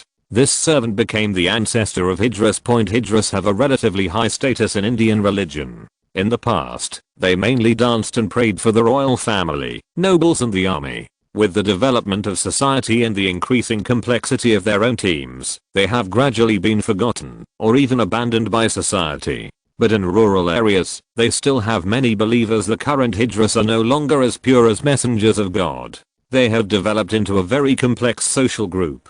Among them are not only castrated people, but also homosexuals, people who have undergone sex reassignment surgery, and hermaphrodites. Like traditional Hijras, they wear women's clothes and regard themselves as women, but they do not abide by tradition. Indians now have a bad impression of them, because many of them make a living by fraud and selling sex. Some people wander around the streets all day. As long as they stand next to a store, the tactful shopkeepers will give them some money or food, because although the shopkeepers do not believe that these changed Hijras still have magical powers, they do not want to be cursed by these people. Now many Indians no longer invite Hijras when they get married or have children, but at the celebration site, these dancers often come uninvited. If you don't want to express something, you will hear such words: their offspring, or this child, will become people like us. In addition, they can be seen in many places in India. They often wear very sexy clothes to tease men, and most of the people who are with them are homosexuals.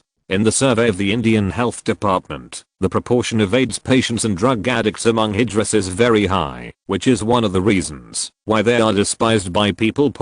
Although the village chief Javed was not very welcoming to the two uninvited guests, in order not to destroy the harmonious atmosphere of the wedding, and not to be cursed by the two guys, he came forward and gave them some money and sent them away. After the two Hijras left, Shakru sighed. I didn't expect that there are still Hijras in the countryside now. Rajkumar smiled and said, boss, this shows that you rarely go to those messy places. In fact, there are Hijras in New Delhi, but those places are more messy. But if you say it's strange, they are really not strange. I have been filming here for some time, and I really met a very strange person. Chapter 63 Princess. Oh, have you met anyone interesting? Shakru asked with great interest. Rajkumar looked around and then whispered, there is a princess living in seclusion in this village. Princess? Princess? Are you kidding me? What age is this? There is no king anymore, so where did the princess come from?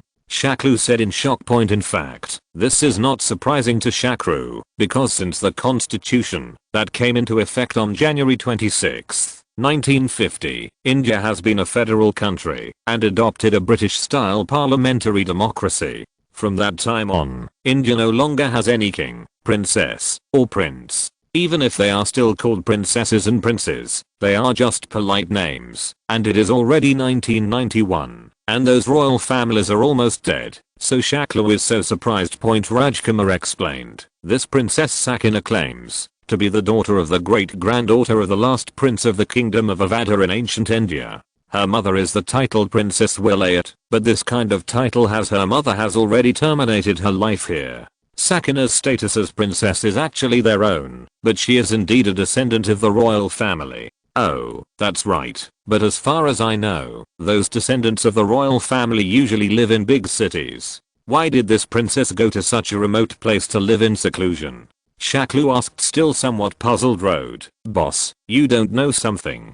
In fact, except for some of the descendants of the royal family who are smart and can keep pace with the times, the rest of them are just superficial. Because they can't let go of the royal family's heirs, they would rather go hungry. If you don't work, you can only make ends meet by selling off your property, but it's rare to find Princess Sakina in such miserable condition. Didn't you say you were living in seclusion? Why are you miserable again? Seclusion is a nice way of saying it. In fact, the princess's life now is not much better than that of the untouchables. In fact, their financial situation had already appeared when her mother, Princess Willard, had lost their privileges first and territory, and then lost the government subsidies. At the same time, they couldn't let go of the royal family's heirs, and refused to go out to work. As a result, she could only live by selling jewelry, cars and various antiques. When there was nothing left to sell, in order to force the Indian government to provide an apartment commensurate with her status, Princess Willard actually brought her own children, 5 servants and 12 dogs, moved into a train station in New Delhi. As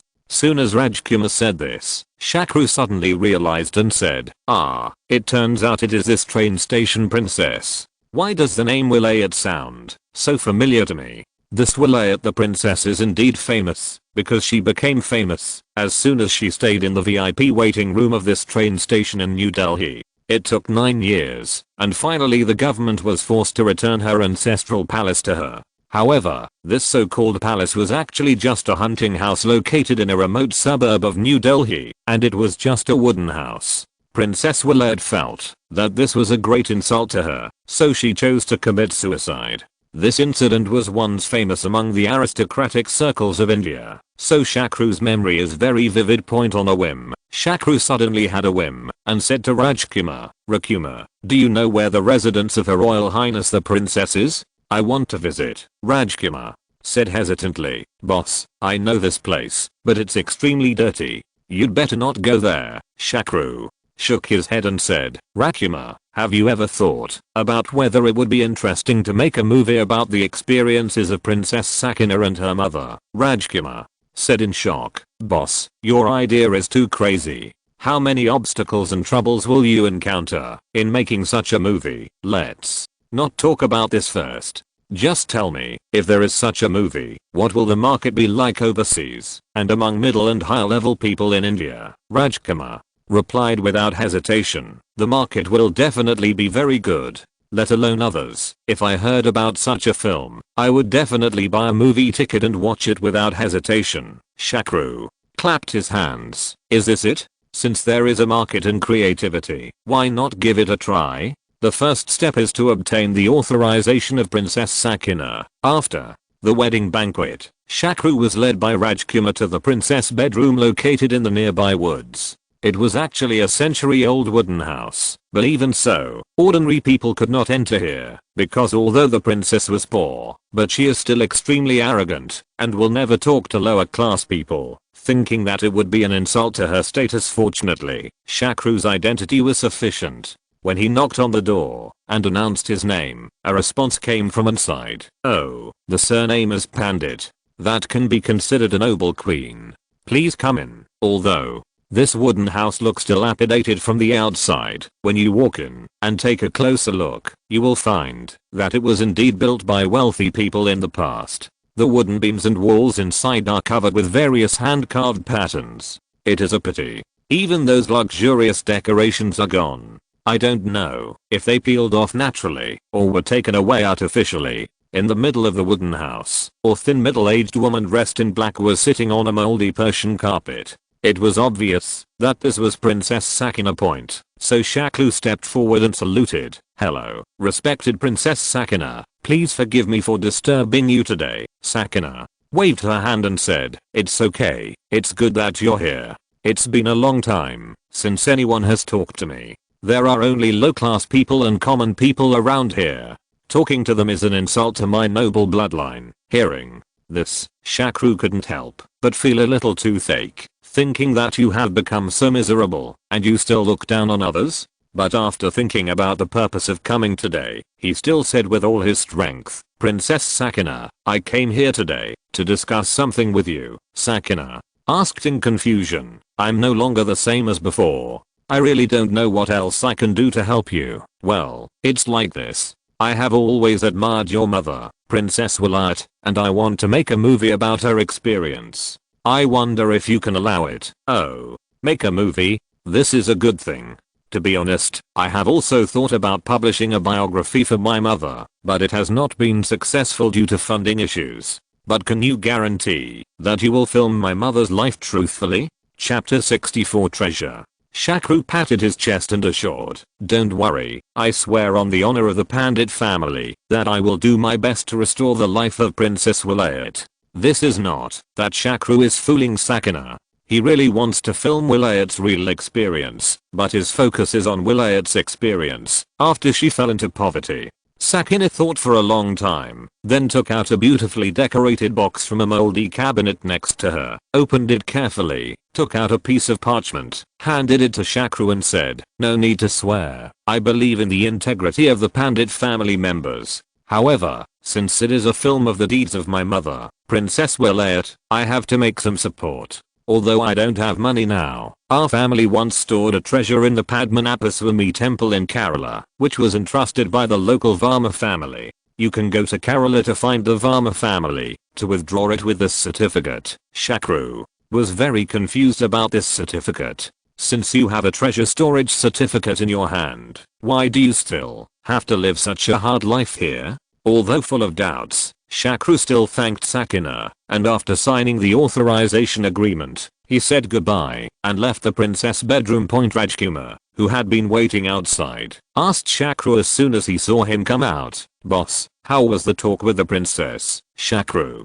proudly shook the authorization agreement in his hand and said, "Look, the princess has signed the authorization agreement, and the first step of this matter has been resolved." "Hey, boss, if that's the case, can I be the one to shoot this movie then?" Shakru said, "Hey, weren't you very pessimistic about this movie? Why do you want to shoot it now?" Rakuma explained a little embarrassedly, "I didn't think much of this movie before, because there was too much resistance, so I gave you a heads up first, but now that you are willing to invest in this movie, I naturally don't want to miss it. I missed this good opportunity." Although this kind of movie has great resistance and controversy, it has also received great attention and is topical enough. Moreover, if it is well polished, the box office may not be low. Shakru glanced at him and said, "It depends on how your current film performs. If you have filmed the Bandit Queen well now, then you can also film The Last Princess." Rakuma immediately assured, "Boss, don't worry. I dare not say anything else, but I'm absolutely confident in this Bandit Queen. If this kind of film that is both topical and commercial is not popular, then I will not do this business in the future." Facts have proved that Rajkumar was not bragging. After checking the sample films during this period, Shakru was very satisfied. Although he could not remember the details of the Bandit Queen he watched that year, he could guarantee that the version shot by Rajkumar was definitely much more commercial than the original version, adding many shots and plots to attract the audience, while also taking into account the theme, and thinking of the film point in particular. The performance of actress Seema Biswas was perfect. She successfully portrayed the humiliation and strength of Prandavi when persecuted and hit, especially her momentum when she commanded the bandits, which made Shakru really feel that this was the real Prandavi, the real Bandit Queen. She was much more handsome than Prandavi, who was sitting in the office waiting to run for the parliamentary election. Of course, she was also much more beautiful. After inspecting the progress of the filming, Shakru returned to New Delhi. While looking for someone to write the script of The Last Princess, he also studied the treasure storage certificate given to him by Sakina in his spare time. It doesn't matter if he doesn't investigate. After a cup of tea, Shakru was surprised and happy. What was surprising was that although Sakina looked old-fashioned and confused, she played a trick on Shakru on this matter.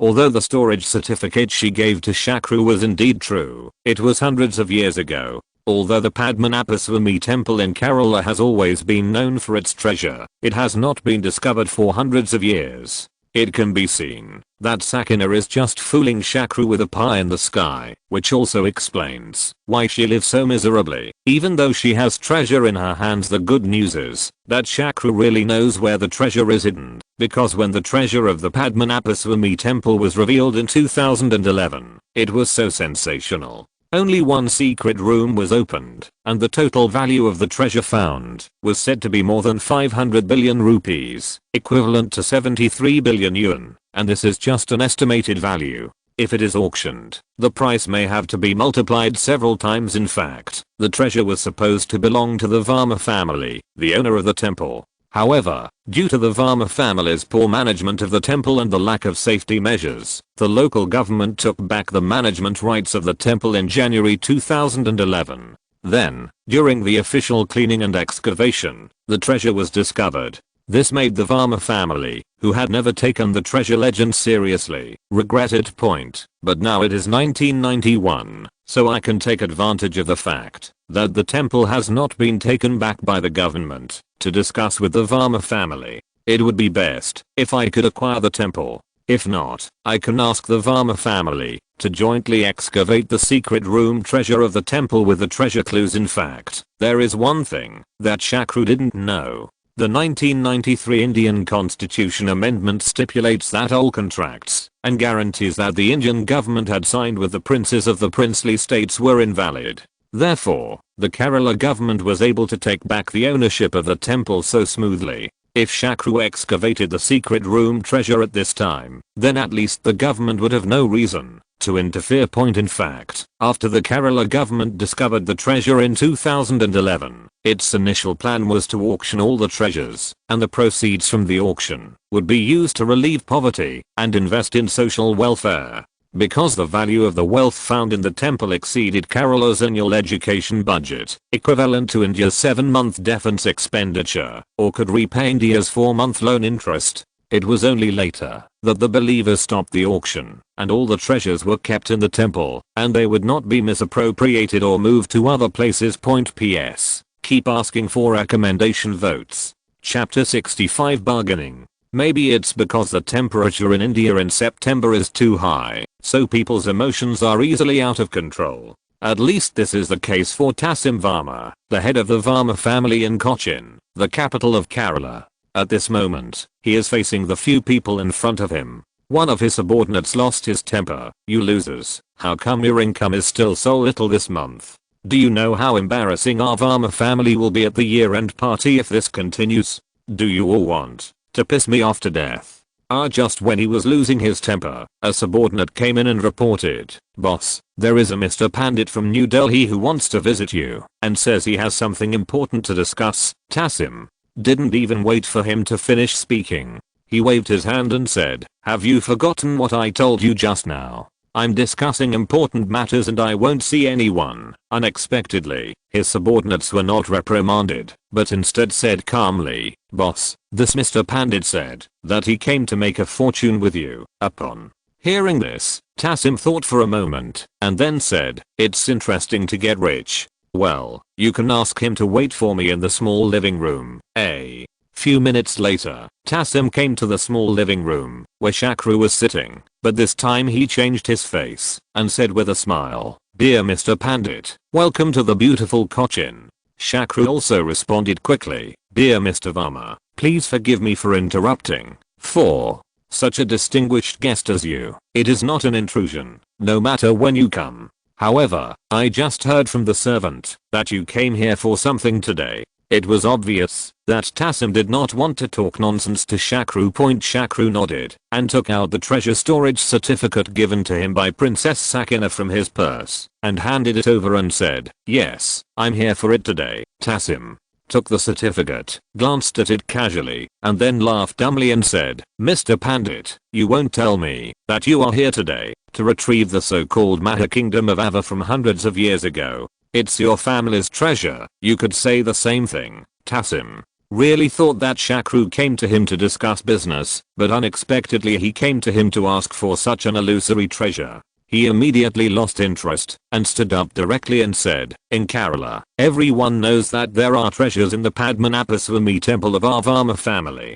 However, Please note that this is just a legend. If I really have this treasure, would I still worry about money now? Therefore, please give up this heart. After so many years, if you haven't found any of your own family's treasures, how can you possibly find something belonging to the Matter family? Just when Tassim was about to leave, Shakru suddenly said lightly, "What if I can help you find this treasure?" Tassim turned around and frowned and asked, "Mr. Pandit, what do you mean by this?" "I mean, if I can help you find the treasure stored by your Varma family in the Padmanabhaswamy temple, how will you repay me?" Shakru slowly said with an unconcerned expression explained. "Ah, you sure you can find it?" Shakru nodded. "Of course, otherwise, why would I come all the way from New Delhi to Cochin? If you can really help me find the treasures of our Varma family, I will immediately give you all the treasures stored in the temple by the Matter family intact." Tassim immediately made it clear said point. Shakru snorted coldly, "Huh, Mr. Varma, you underestimate me too much. You don't really think that I'm here just for the dozens of kilograms of so-called treasure stored in the Mahal family. Although I don't, it's considered too rich, but it's really not worth this little money." Tassim knew that what he just said was a bit excessive, because it is said that the treasures hidden in Padmanabhaswamy temple are extremely valuable and as wealthy as the enemy. If this Shakru can really be found, how can it be possible? He was willing to take just that little thing, so he smiled and said, "Mr. Pandit, you are really impatient. I haven't finished what I just said. What I mean is that I can give you 1% of the treasure as a reward." 1% is too little. At least I get 1/5. "Ah, you kidding? 1/5? This is at most 5% of our Varma family's treasure." "Oh, there's no difference between a treasure that can't be found.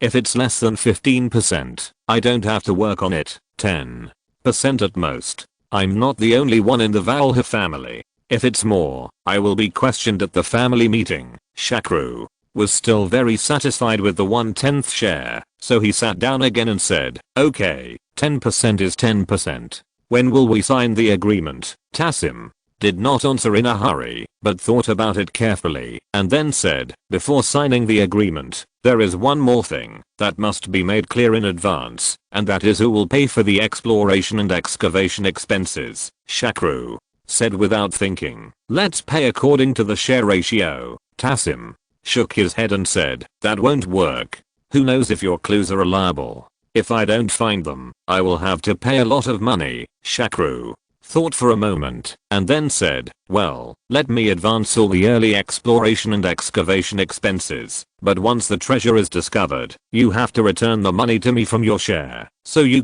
should rest assured, even if you can't find it, you won't have to spend a penny, but if you find it, you won't be short of the cost." "Well, okay, that's it. Let's sign the agreement." After the agreement was signed, Tassim couldn't wait to ask Shakru, "Mr. Pandit, you should tell me what your clues are now." "Right. Actually, the answer is very simple. The treasure is in the 6 secret rooms under the Padmanabhaswamy temple." Upon hearing this answer, Tassim was immediately discouraged. "Oh my god, I thought you had some great clues. It turns out there are those 6 secret rooms. Let me tell you this, those 6 secret rooms, as far as I know, countless people have gone to explore the secret room, but the result every time is the same. That is, there is nothing. If I had known that your clue was this, I would not tell you anything cooperative." Chapter 66 A Ray of Hope. "If you can find it, then nothing will happen to me. Don't worry, I will definitely give you a surprise then," Shakru said with a mysterious look. Tassim said helplessly, "Well, I hope you can surprise me then. Anyway, don't expect me to invest any penny in the early stage." It was obvious that Tassim was playing "Don't let the hawk know the rabbit" point. After signing an agreement with the Varma family, Shakru began to prepare to explore excavation matters. However, the first thing he did when he returned to New Delhi was not to hire an excavation team, but to go to the police department to give himself and his beautiful swallows a apply for a gun permit point. According to statistics from international organizations, India has as many as 4,000 private firearms, ranking second in the world after the United States.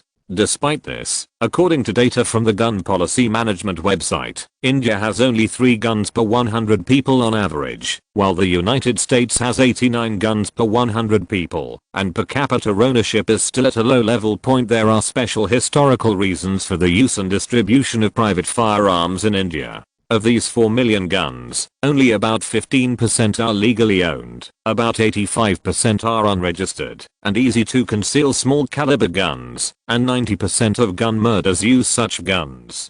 These guns, a large number of them, are found in northern India and areas with armed activities. They are mostly processed and produced by rural family workshops. They are basically simple crude guns. According to Indian law, it is legal to possess a gun after obtaining a gun license, after passing the police department review. Due to the very strict government review conditions, it is generally difficult to obtain a license. People who legally hold guns can be said to be either rich or noble. They are mostly wealthy businessmen or government officials, who are called VIPs by ordinary people in India. Generally speaking, these groups basically purchase guns from gun sellers licensed by the government. The purpose of holding guns is mainly for self-defense and secondly, to prove identity. Fortunately, Shakru's identity was sufficient, so he quickly obtained the permit and immediately went to equip Kabiva and the others with a PPK pistol, the same one that the beautiful agents in 007 had inserted into their thighs. Small pistol and M11 submachine gun. Although Tassim said he would not invest a penny, in fact he still had high hopes for this exploration, so he helped a lot when Shakru hired exploration and excavation teams and various vehicles and equipment. Otherwise, it would be difficult for a migrant like Shakru to solve these problems in Kerala in a short time.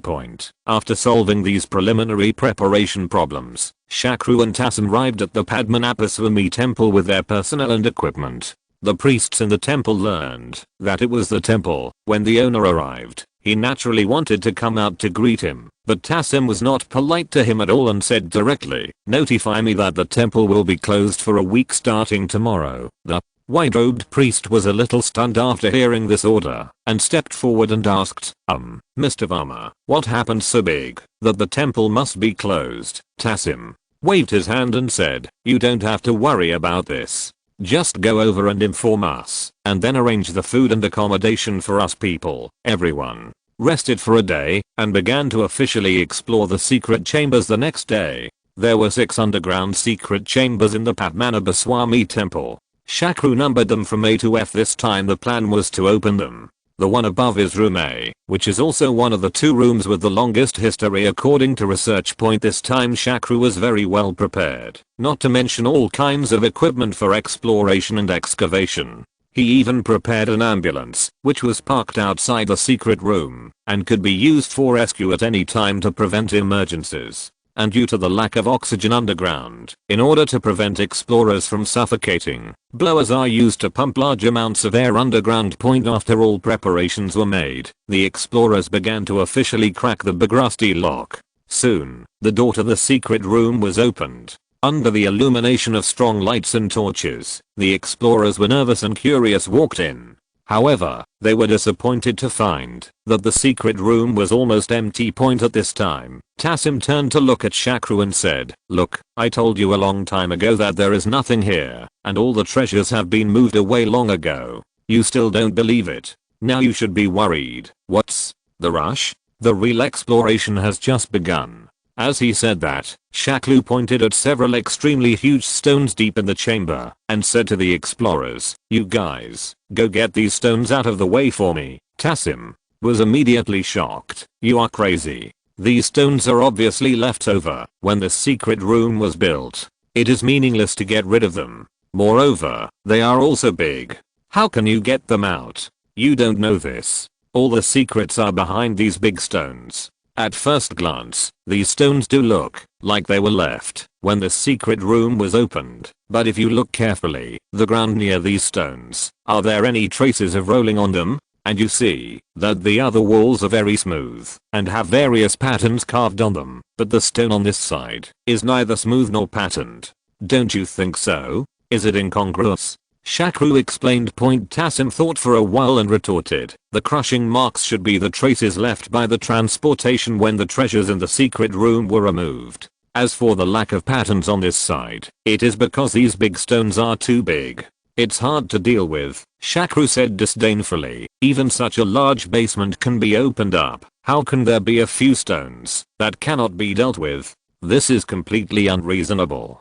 Okay, just listen to me and get rid of all these stones. Tassim shrugged helplessly and said, okay, if you want to toss, then toss. Anyway, all these expenses are paid by you. In fact, these big stones are indeed difficult to move. All the exploration and excavation personnel worked together, and it took nearly a whole day to barely move all the stones away. Once they were moved, everyone immediately felt bright, because behind these big stones, there was a long and deep dark passage. Point at this time, Shakru excitedly pointed at this passage, and said to Tassim, look, what is this? I said, there must be secrets behind these big stones. You see, I'm right.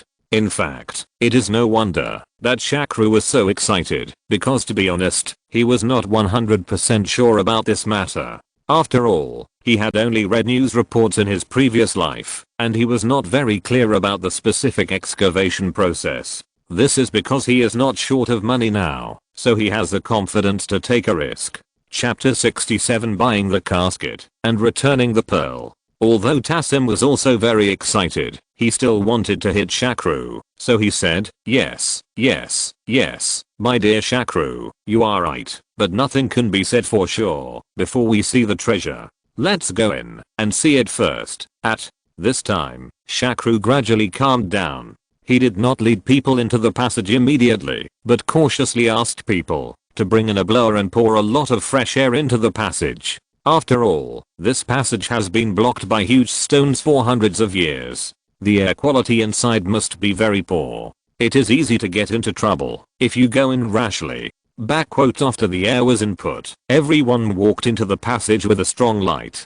Fortunately, it didn't take long before everyone found a huge stone chamber, and then everyone was stunned by everything in front of them, because there really was a treasure here, and the number was beyond everyone's imagination. Everyone's eyes were dazzled by the shining golden light under the strong light. Although there are countless gold ornaments and diamond jewelry here, they are not piled up in a disorderly manner like in movies or cartoons, but are arranged in a regular manner. I have always wanted to complain about this.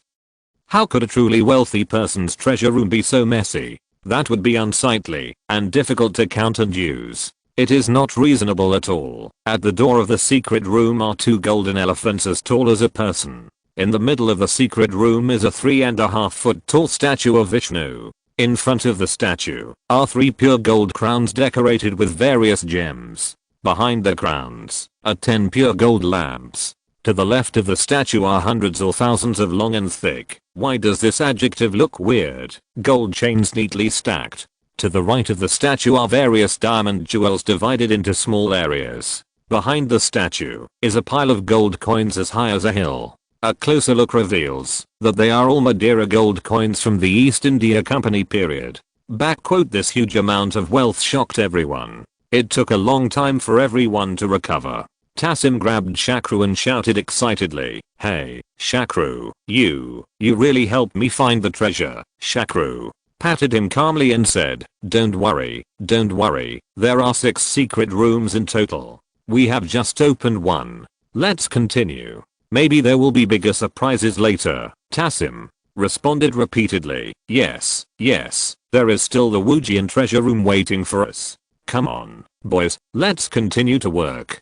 Don't worry, everyone's wages will be doubled this time. Shakru glanced at him. You will pay the doubled money. Tassim patted his chest and said, I will give it. Such a large treasure has been found. How can I still lack that little bit of wages? In the following time, everyone opened 2 more secret rooms, which were still filled with various treasures, but the gold and silver ornaments began to decrease, and most of them were extremely exquisite ancient Indian artworks.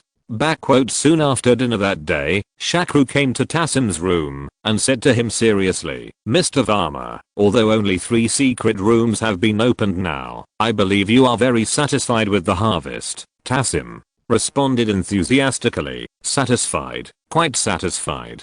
It's really thanks to you, Shakru, otherwise I don't know how long these treasures will stay underground. Shakru was not infected by Tassim's enthusiasm, but said calmly, "As long as you are satisfied, can I collect my share now, Tassim?" Sim asked curiously, "Shakru, why are you in such a hurry now? Aren't there still 3 secret rooms that haven't been opened? Is there any explanation for those 3 secret rooms?" Shakru shook his head and said, "What explanation can there be? The methods to crack all the secret rooms are the same. You see, we opened 3 secret rooms A, C, and E today. There is no pattern at all, but the methods to crack them are the same, and they are all filled with treasures." Well, that's true. But now all the secret rooms have not been opened, and the total value of the treasures cannot be calculated. Tassim asked, puzzled. Shakru pondered for a moment, then said, "I have calculated. I only want the gold chains in the first secret room. I don't want anything else. Even if it is roughly estimated, these gold chains are less than 1/10 of today's harvest, so you will definitely not suffer a loss." Shakru's words surprised Tassim. The reason for his surprise was not that Shakru wanted too much, but that he wanted too little. He originally thought that Shakru would have the Vishnu statue inlaid with jewels or other antique artworks, but he didn't expect that he would want hundreds of gold chains without any added value point. Although from today's rough statistics, the value of these gold chains is close to 1/10 of the total, but the problem is that the value of the other treasures is only calculated based on their materials, without adding their artistic value and research value. If they are taken out for auction, the price will at least double several times. Isn't Shakru's approach obviously extremely stupid? According to the Chinese saying, "Isn't this buying the casket and returning the pearl?" So Tassim frowned and asked, "Shakru, are you sure you only want these gold chains? I kindly remind you that the idols and jewels will be more valuable." Of course I know this, but those things all belong to your Varma family, and they have your family's marks on them. It doesn't look good if I take them away. But these gold chains are different. There are no marks on them. I taking it away won't have any impact point. Also, say one more thing that might hurt feelings. Today is only the first day for us to excavate the secret room. We both brought about the same manpower, but you already said when we were disbanded that you would send manpower from your family to guard and organize these treasures until you have all the manpower. I'm worried that you will turn your back on me, so I might as well take away a batch of things safely and drive away directly. My people and I only need the gold chain of this truck, and everything else will belong to us." Before Shakru finished speaking, Tassim stood up and defended himself, very dissatisfied. "Shakru, isn't it too hurtful for you to say this? My Varma family can be regarded as one of the best in Kerala. How could one of the top families do such a thing that would endanger life for the sake of wealth?" Chapter 68, Scruples. Shakru comforted him. "Brother Tassim, please don't be so excited. I know you are not such a person. The Varma family has always acted openly and above board, but my parents passed away early, and I have always lived alone. So I'm used to being cautious. So I ask Brother Tassim for your forgiveness and let me sleep peacefully. Otherwise I would rather leave now without taking anything." Tassim seemed to be helpless because of Shakru's worries and said helplessly, Okay, I'm convinced of you. Okay, as you said, all the gold chains will belong to you, and the other 3 will be yours. The Mahal family's treasures and the 10 golden lamps in the secret room are all given to you, but there are no marks of our Varma family on these things, so you don't have to worry about anything, right? Haha, thank you for your understanding, Brother Tassim. Then I'll have someone load the car now," Shakru said with an apologetic smile. Tassim waved his hand and said, go quickly, go back to the city, and hold your Soviet girl in your arms. Have a good sleep, and then come over the day after tomorrow, and let's continue digging for treasures." With Tassim's permission, Shakru immediately organized people to throw a total of 1,200 gold chains into a truck with the best performance, and then left Pa with only his 6 beautiful swallows. Demanabha Swami temple, and before leaving, he threw the share agreement in his hand to Tassim. Tassim, who casually took over the agreement, muttered, "You brat, you are really cautious and meticulous. No wonder you are rich, but you are not destined to be rich if you are so careful." Although Tassim said this, in his heart he wanted Shakru to leave quickly. He had never thought that there would be so many good things in the secret room, so he signed the sharing agreement. But when he saw, after collecting these mountains of treasures, I immediately regretted it. It was just that I had been busy opening secret rooms and counting harvests during the day, so I had no time to do anything. What a crooked idea. When Shakru said just now, he really had other thoughts in his mind. Fortunately, this guy is quite sensible. He just took something and left, and what he took was not valuable. In this case, there was no need to embarrass him, so he graciously satisfied Shakru's request and also gave him some things. In fact, not only Tassim, but basically everyone who learned about Shakru's decision expressed confusion about his approach. For example, the beautiful bodyguard Mustafina sitting next to him pouted and complained, "Boss, it's really a shame for us to leave like this now. There are still 3 secret rooms that haven't been opened. Who can say for sure what's inside? Less good things." Backquote, if you are afraid that Tassim will fall out, it is even more unnecessary. It's not that I look down on them, just those under him. It is estimated that the amount of live ammunition fired by all of them combined can't keep up with what we did in school in 1 month. If they really dare to take action, let them see what a killing machine is. Shakru casually patted Mustafina's upturned buttocks and then said, "I know you are powerful, and I know they will definitely not be able to beat you, but these bullets have no eyes. If any of you are really injured, yeah, that would make me feel bad." After a few words of teasing, Shakru said seriously, "Actually, the main reason why I left in such a hurry was not because I was afraid of Tassim's rebellion, but because of another wave of people. If that wave of people came, then we are really in trouble. We can't be beaten, scolded, or provoked, let alone people like us. Even the Indian government can't deal with them." Pivabalava asked curiously, "Boss, who are you talking about? So powerful?" Shakru clasped his hands and said, "Believer." "Believer? Boss, I don't understand very well. Can you explain it to us?" "Let me ask you first, what do you think is the most valuable among the treasures that have been discovered so far?" Shakru asked without answering. Mustafina replied without thinking, "That must be the statue of Vishnu. Not to mention the emerald gems inlaid on it. The beautifully made statue itself must be a priceless treasure in the eyes of Hindus." Shakru clapped his hands. "That's it. Although there are many treasures we found today, most of them are Hindu treasures, like Mustafina said. Think about it. If these believers learn about Padma, there are many Hindu treasures found in the Nabaswami temple. Will they allow these treasures to be sold at will? Or take the Vishnu statue as an example. The believers definitely hope that it can continue to be enshrined in Padmanabha temple, Wami god temple, rather than hoping that he will be treasured by a certain collector. Moreover, non-Hindu people will definitely not spend a lot of money to buy this kind of thing, so this is embarrassing. People who are willing to spend a lot of money will not buy it, and those who want to buy it will not buy it. If you don't want to pay a high price, will you sell it in the end or not? If you sell it, you will not only be dissatisfied with the price, but you will also have to bear the criticism of the believers. But if you don't sell it, then it will take so much effort to get these things out. What? Kabiva said with some disbelief. "Boss, are those believers so fanatical? Whether these treasures are sold or not, what does it have to do with them?" Shakru smiled and said, "You have been in India for so long. Haven't you realized how terrible the influence of religion is in this country?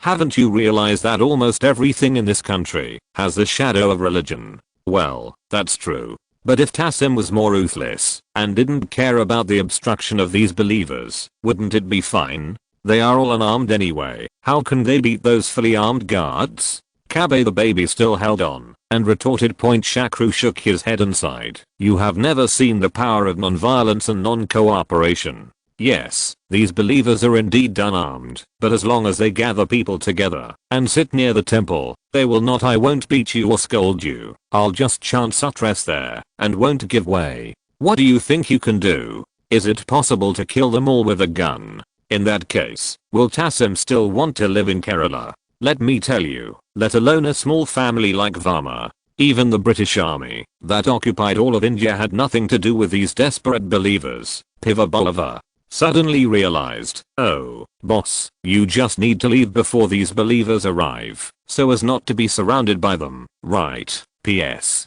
Some friends feel that the treasure part is finished too quickly. In fact, there are still many plots related to the treasure.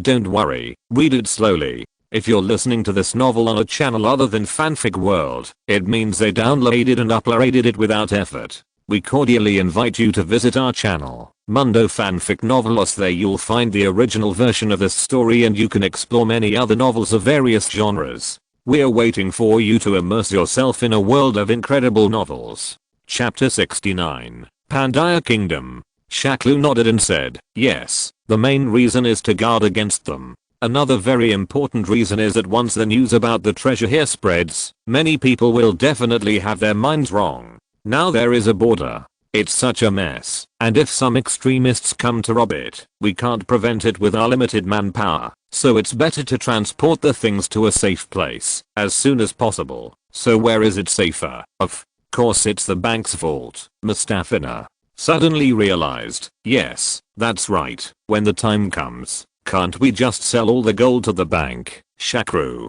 shook his head and said, it's impossible, because although banks purchase gold, they usually purchase their own standard gold bars or gold bars cast in accordance with international standards. They do not accept gold and silver products of other qualities and specifications. So what we need now is to rent a bank's vault. Since Shakru moved very fast this time, he was very safe along the way. After a few hours, he drove to Trivandrum, the city closest to the Padmanabhaswamy temple. However, by this time it was 2 o'clock in the morning. For safety reasons, Shakru parked his car directly at an office building opposite the police station. In the parking space, he ordered the girls, everyone, please work harder tonight. We won't get out of the car. Everyone takes turns to be on guard and must not be careless in the slightest. After this matter is settled tomorrow, I will bring your parents and family to New Delhi, so you don't have to suffer in the Soviet Union. There was nothing to say all night, and the next morning, Shakru drove directly to the largest private bank in Trivandrum, the Industrial Credit Investment Bank of India, which is also the second largest bank in India, and ordered Pifu Bolava and the others were optimistic about the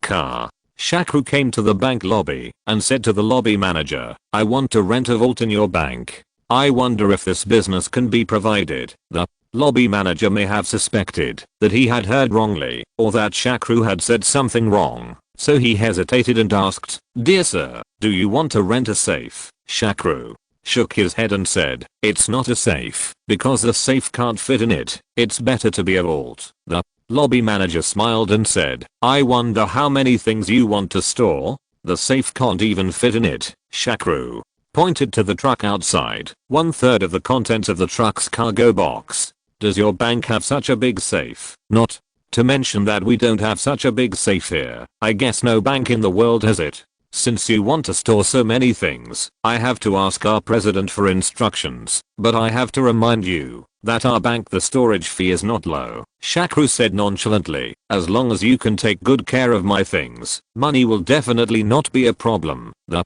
lobby manager, who originally had a slight disdain for Shakru, was soon shocked when he checked the stored items. In fact, not only him, but also all the bank employees involved were shocked, because this was a full 1,200 long pieces. The 2.7 meter long gold chain weighing 2.5 kilograms is a total of 6,000 kilograms of gold. Everyone felt that their eyes were dazzled. The bank president, who was the first to recover, tentatively asked Shakru, Mr. Pandit, are you selling these golds? Of course I'll sell it, but I'm afraid your bank won't be able to afford it. Only then did the bank president realize that he had made a mistake, so he smiled awkwardly and said, well, I really need to ask my superiors for instructions. After storing all the gold chains, Shakru was finally able to put down the little heart that he had been carrying, and then took his beautiful bodyguard to the most luxurious hotel in the area to sleep. This is real sleep and rest. After all, I haven't closed my eyes all day and night, and I no longer have the energy to do anything else. This sleep lasted a full day, and I barely woke up at 7 or 8 o'clock in the evening. But I was still woken up by hunger. After eating something and taking a shower, Shakru lay on the bed again. At this time he secretly sighed in his heart that his body was still too weak and could not withstand the torment at all. He would need to exercise more in the future. It wasn't until noon the next day that he finally adjusted. But as soon as he recovered, he forgot about last night's exercise plan and started fighting on the bed with his beautiful bodyguards with great interest. But just when he was feeling great and happy, suddenly, the cell phone rang. Originally, he didn't want to deal with the call at this time, but when he heard that it was Tassim, he sped up his movements and finally directly touched the phone that had been bent into a bow. Kabiva's body exploded. Then he lazily picked up the phone and said with some displeasure, "Brother Tassim, can you please stop calling when others are busy in the future? I almost got caught by your call just now." The voice was so frightened. "Bah, you are so flirtatious in broad daylight, and you are not afraid of exhausting your body. Hey, let me tell you something serious. What do you think I found in the secret room?" Tassim was very excited, said while enjoying the massage from Vabalava and Mustafana. Shakru said feebly, "Then where should I go? Anyway, it must be a good thing," Tassim said proudly. "In the secret room there are tributes from the Pandya kingdom. If I remember correctly, the Pandya kingdom is controlled by your Pandit family, right? How about it? The treasure of our ancestors has been unearthed. Don't you want to come and see it?" Our Pandit family is just the sacrificial family of the Pandya kingdom. How can we talk about control? And this happened hundreds of years ago. It has nothing to do with me anymore. Shakru said this truth because the relationship between these Kshatriya nobles and Brahmins in ancient times was a love-hate relationship. They were inseparable from each other and hated each other's existence. It was equivalent to the difference between monarchy and religious power. Brahmins would not allow the royal family to control sacrificial activities, and the royal family would not allow Brahmins to interfere in government affairs. Therefore, the ancient Brahmins were not as powerful as the pharaohs of Egypt. They were just respected in status, so naturally there was no control. Moreover, this kind of tribute to the temple itself had nothing to do with the offerer, so Shakru was naturally not interested in it. PS. Welcome everyone to provide bizarre news about India as material. For example, the first season of the Amazing Race India episode, provided in the book review area, is very useful. The trouble is that I have not been able to find the download resource. Chapter 70 Gold. The main reason why Shakru did not go to the Padmanabha Swami temple was that he received a phone call this morning. This phone call brought him very exciting news because the phone call came from they called Rajesh Trading Company, the largest jewelry processor in India, and they wanted to buy the 6,000 kilograms of ancient gold in Shakru's hands. Although Shakru has stored all the gold chains in the bank vault and no longer has to worry about safety issues, he still hopes to get rid of the gold as soon as possible. He keeps part of the gold on hand to preserve its value, but 6,000 kilograms gold is definitely far beyond the scope of value preservation, so he is very happy that someone is willing to take over now. As for the news leakage, although he was not very happy, he had known for a long time that this situation was unavoidable. After all, the amount of his gold was too large, and although the Industrial Credit Investment Bank of India was the second largest in India, it is a big bank, but it is still inevitable that there are many people talking, and it is simply impossible to prevent any news from leaking. When it comes to the love for gold, perhaps no country in the world is more passionate than India. Indians' love for gold has its roots in religion and culture.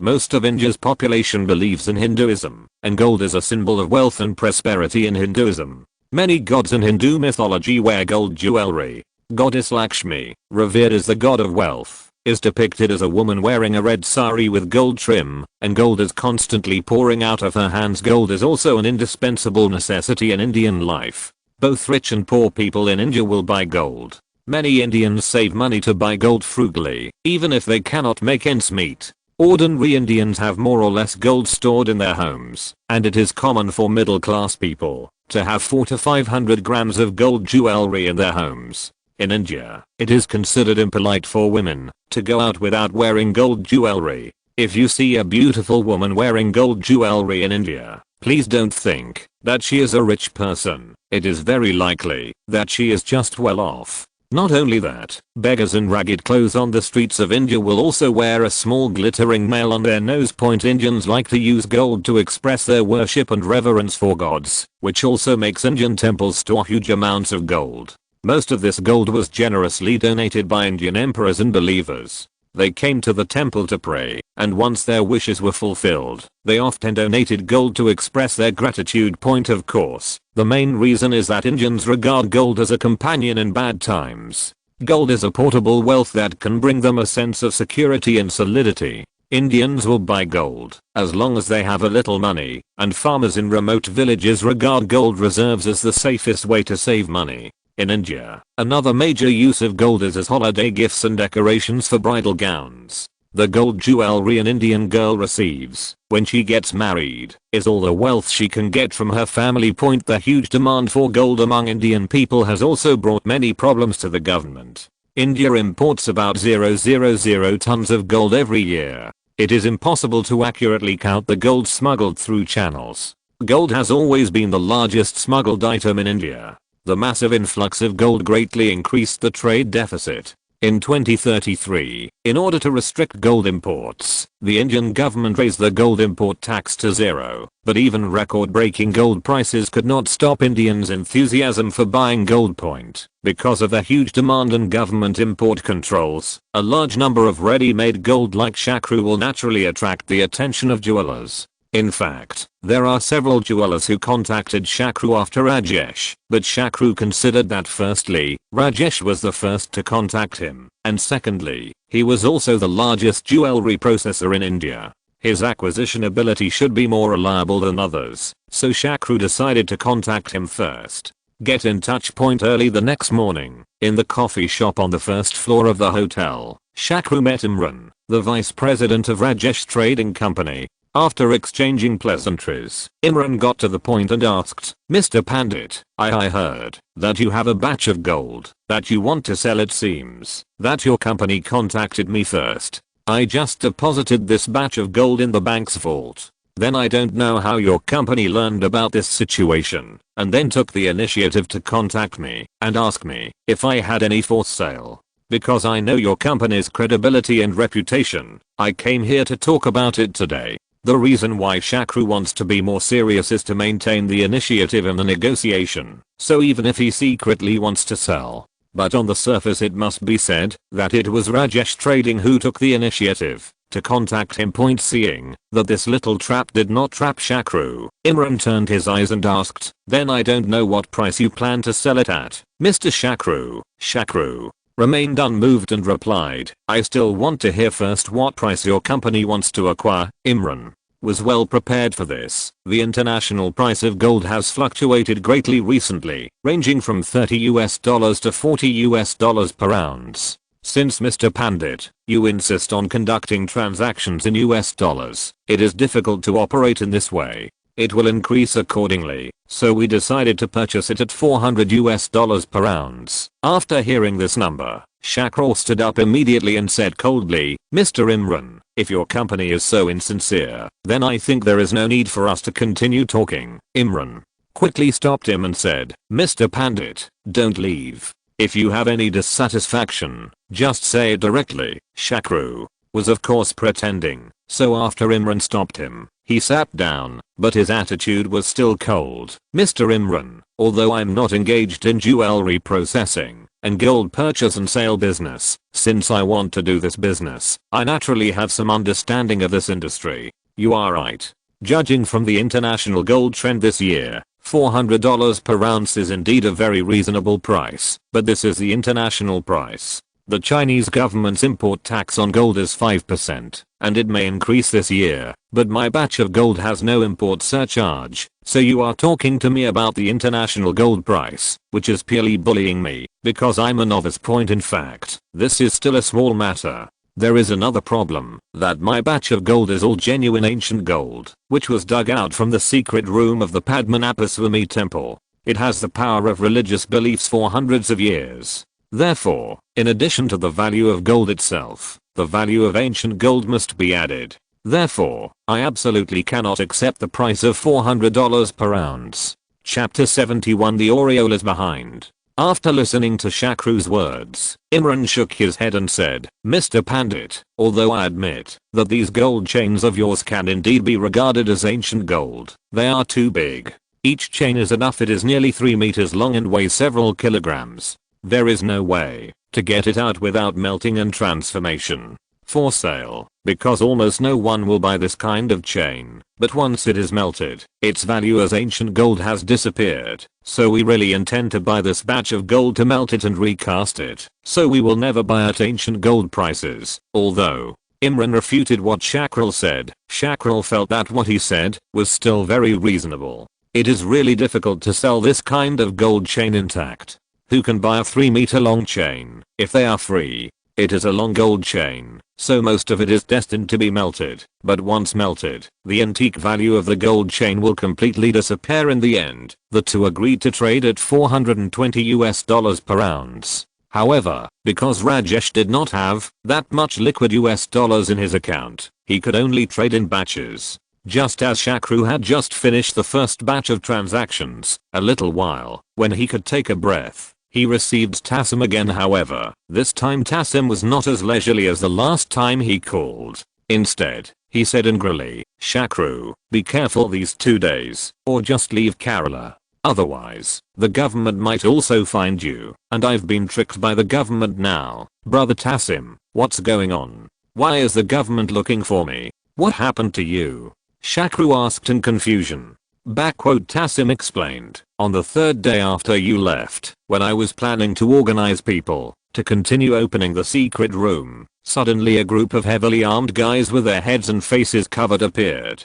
These guys were extremely powerful and suppressed them. We don't dare to show our heads at all. We can only hide behind inside the temple, but strangely enough, they just surrounded us and asked us to hand over all the treasures, but they didn't rush in and start robbing directly. Just when I was wondering where this group of desperados came from. When the time comes, guess who's coming?" If Tassim hadn't said that the government had tricked him just now, Shakru would definitely not have guessed it, but now the result was obvious, so he said, "Then don't ask, it must be the government troops coming." "That's it." Tassim gritted his teeth and said, "Yes, they are those shameless government troops. Usually, even if something happens on the streets of Cochin, the police would have to wait at least half an hour to arrive at the scene. But this time the gun battle born in the Padmanabhaswamy temple hundreds of kilometers away from the city, these guys came here in an instant. If there was no relationship between them, I wouldn't believe it." "Then what?"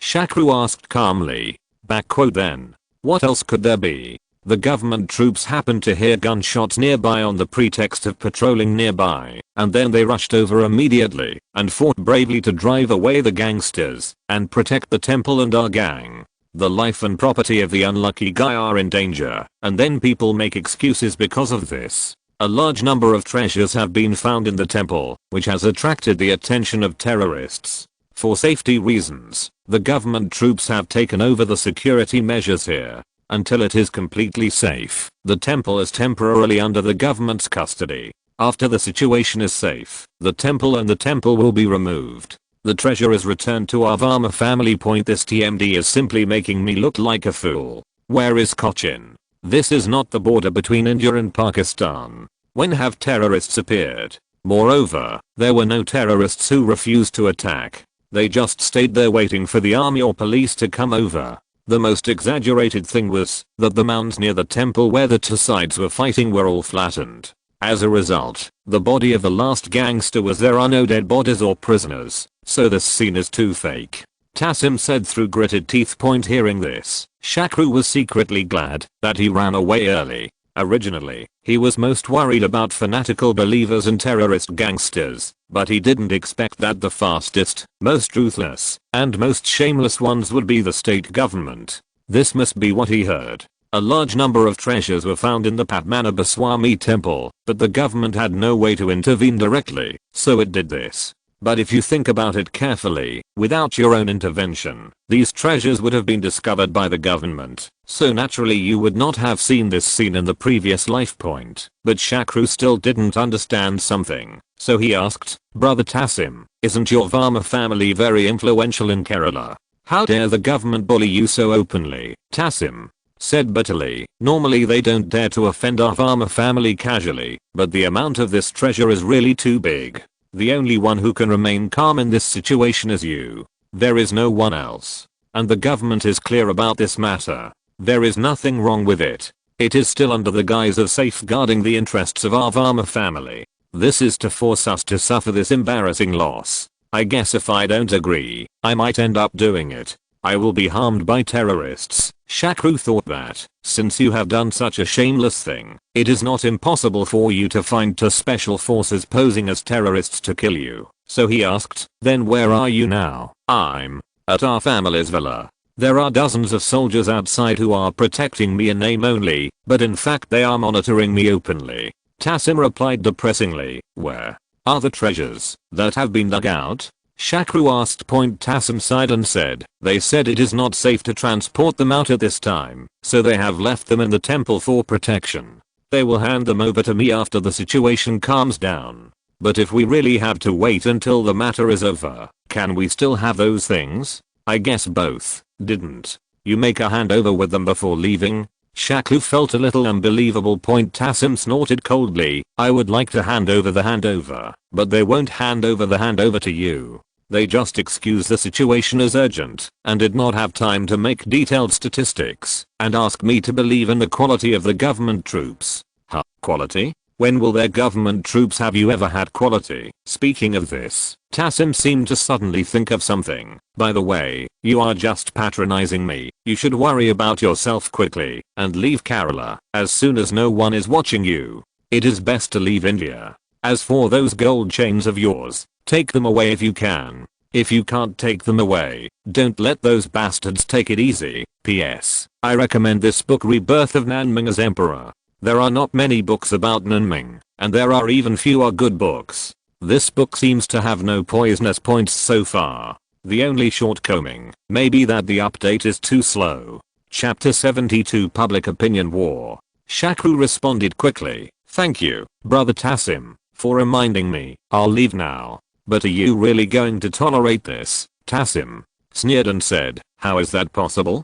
Brother, just wait and see. In a day or two at most, you will be able to see my Tassim's counterattack methods in the newspapers. HMPH, I want to make this happen. Help the bastard to fetch water from the bamboo basket, but you can't get anything out of it, for the sake of caution. After hanging up the phone, Shakru drove directly to the train station with 6 swallows, took a random train and left Triplant, and then returned to New Delhi. In fact, Shakru is overly worried because the Kerala government currently has no time and energy to take care of this little shrimp like him. Yes, he is with the state government in the secret room of Padmanabhaswamy temple, comparing the treasures found. The gold chains that Shakru took away were just pitiful little shrimps. Even though the state government mobilized a large number of people, it requires hands and experts to clean up and evaluate. This is not a job that can be completed in just a few days. What's more, the state government is still continuing Tassim's unfinished business and continuing to open the remaining secret rooms. If a secret room is not opened, there will be a burst of exclamations. In this case, naturally no one pays attention to Shakru's whereabouts, and after Shakru fled to New Delhi, he no longer had to worry about the Kerala state government. At least he didn't have to flee India, as Tassim said, because India's political system is very interesting. Although India is a federation, in a democratic country, each state government has certain autonomous powers, but in fact it is very centralized. New Delhi is the seat of the central government, so the state governments may be a little more lawless in their own territory, but when it comes to the central government here, he still didn't dare to be presumptuous. Especially after Tassim's counterattack methods were used, the Kerala state government had no intention of going to Shakru. Speaking of which, Tassim's counterattack method was also very simple. He just made a statement in the newspaper, in view of the fact that a group of terrorists have recently coveted the treasures of the Padmanabhaswamy temple under the jurisdiction of my Varma family and carried out a terrorist attack on the temple on September 3rd. In order to ensure the treasures are safe, the present Padmanabhaswamy temple and the newly discovered treasures are in trust of the state government of Kerala. So from now on until it is safe before the announcement of The statement, "All antique treasures with Padmanabhaswamy's logo on the market were stolen by terrorists. Please do not be fooled by knowledgeable people." Note, 10 Pandya Kingdom. The golden oil lamp from the period has been purchased immediately by Mr. Shakru Pandit, a descendant of the Pandya priest family, so it is not included in the precautions. Although Shakru had fled to New Delhi, he was still paying attention to the progress of this matter, especially when he learned that Tassim was going to launch a counterattack in the newspaper. So during this period his office was full of new articles published every day, various newspapers, so he saw Tassim's statement at the first time. Although Pretty, who has been helping him with various newspapers these days, knows that her boss has been concerned about the treasures of Padmanabhaswamy temple these days, because of the swallows like Bhivapalava. They can't understand Hindi, but she didn't know the specific situation. Now after reading the statement, she said happily, "Boss, your 10 golden oil lamps are now the only ones in the temple treasure that can be made public. The baby is out." Shakru shook his head and smiled bitterly. "Pretty, do you think this is a good thing?" Pretty nodded and said, "Of course this is a good thing. If you want to sell these gold oil lamps now, you can definitely sell them for a high price." Shakru sighed. "Things are not as simple as you think. Okay, you go down. I want to be alone for a while." Shakru didn't want to elaborate on the reason for this with Pretty, who was unaware, but Tassim's move was indeed beyond his expectation, and it was probably also beyond the expectations of the Kerala government. First of all, the state government can hardly find any fault with his statement, because he issued it completely in accordance with the state government's statement. Since your state government said that the attackers were terrorists, then I will admit that the attackers were terrorists. If your state government wants to take custody of the temple treasures, then I will publicly recognize your trusteeship. However, since it is a trusteeship, your state government is not qualified to sell these treasures publicly. And even if you want to sell it privately, it is impossible, because I have already said in my statement that the only people selling the treasures of Padmanabhaswamy temple now are terrorists, because I, the owner, are under protection. The state government responsible for the trusteeship is not qualified to sell, so the only ones who can have treasure collections for sale are the terrorists who came to attack. As for whether those terrorists tuck away anything, that's not for me to say. Could it be that your government troops witnessed the entire process from beginning to end? Doesn't that mean you're not asking for trouble? Although I can't get back my own treasures now, I can cut off your state government's escape route and prevent you from selling these treasures. If you can't sell them, wouldn't it mean that your work has been in vain?" Shakru understood and admired Tassim's thoughts very much, but what he couldn't accept was, why did you have to add that last sentence? Didn't this bring me in? ? No wonder you asked me to leave India quickly. You asked me to help you share the pressure. Fortunately, I have deposited everything in the bank's vault and have started selling it continuously, and all the income has been deposited into the Swiss bank account, so unless there is an extremely special reason, there should be no big problem. Right now what remains to be seen is how the Kerala government responds to Tassim's statement. In fact, the Kerala government's response was very quick. It started a roundabout counterattack the next day. Instead of coming forward directly, they found a few so-called experts and professors to speak out. A scholar declared in a newspaper, "In principle, these treasures are donated to the gods. Therefore, even the descendants of the royal family who have the right to manage the temple should not possess the wealth belonging to the gods, but should give the treasures to the state." Then he began to calculate. There are currently 4.5 billion poor people in India, and the value of wealth currently found in temples exceeds the one-year education budget of Kerala, and is equivalent to 7 months of India's defense expenditure, which maybe India repays 4 months of loan interest.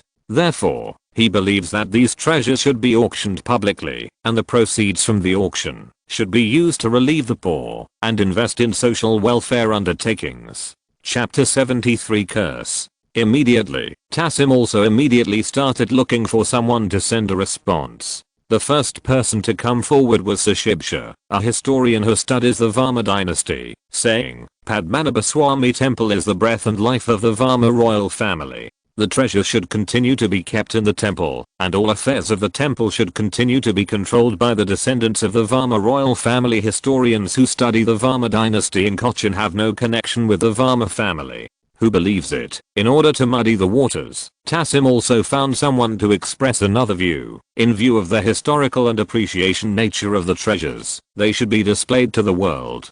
Some scholars said that the temple treasures are the best examples of material civilization in the region. The display is conducive to interpreting the former commercial culture of Kerala in many aspects. Therefore, we should learn from Egypt and preserve the treasures in museums near the temples, to allow the public to visit and facilitate research by scholars. Of course, at this time, there were also neutral people who had nothing to do with the two forces who came out to make suggestions. For example, historian Panika suggested that the Louvre or the British Museum in India should be established based on these treasures. He said, "This is an excellent opportunity. We should build a museum with international standards and display the treasures for people all over the world to appreciate." He believes that after the museum is completed, it will supplement and stimulate the development of Kerala. The pillar industry of tourism is tourism. Point in short, there were divergent opinions and disagreements at this time.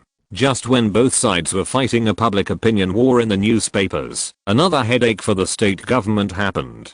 Just when they planned to use a gas cutting machine to open the last room, when he entered the largest B-sized secret room, he was suddenly stopped by a large number of believers. In fact, when Tassim and Shakru opened the first secret room, this matter had already been known to the fanatics. As the news gradually spread, more and more fanatics came from all over the country to Padma.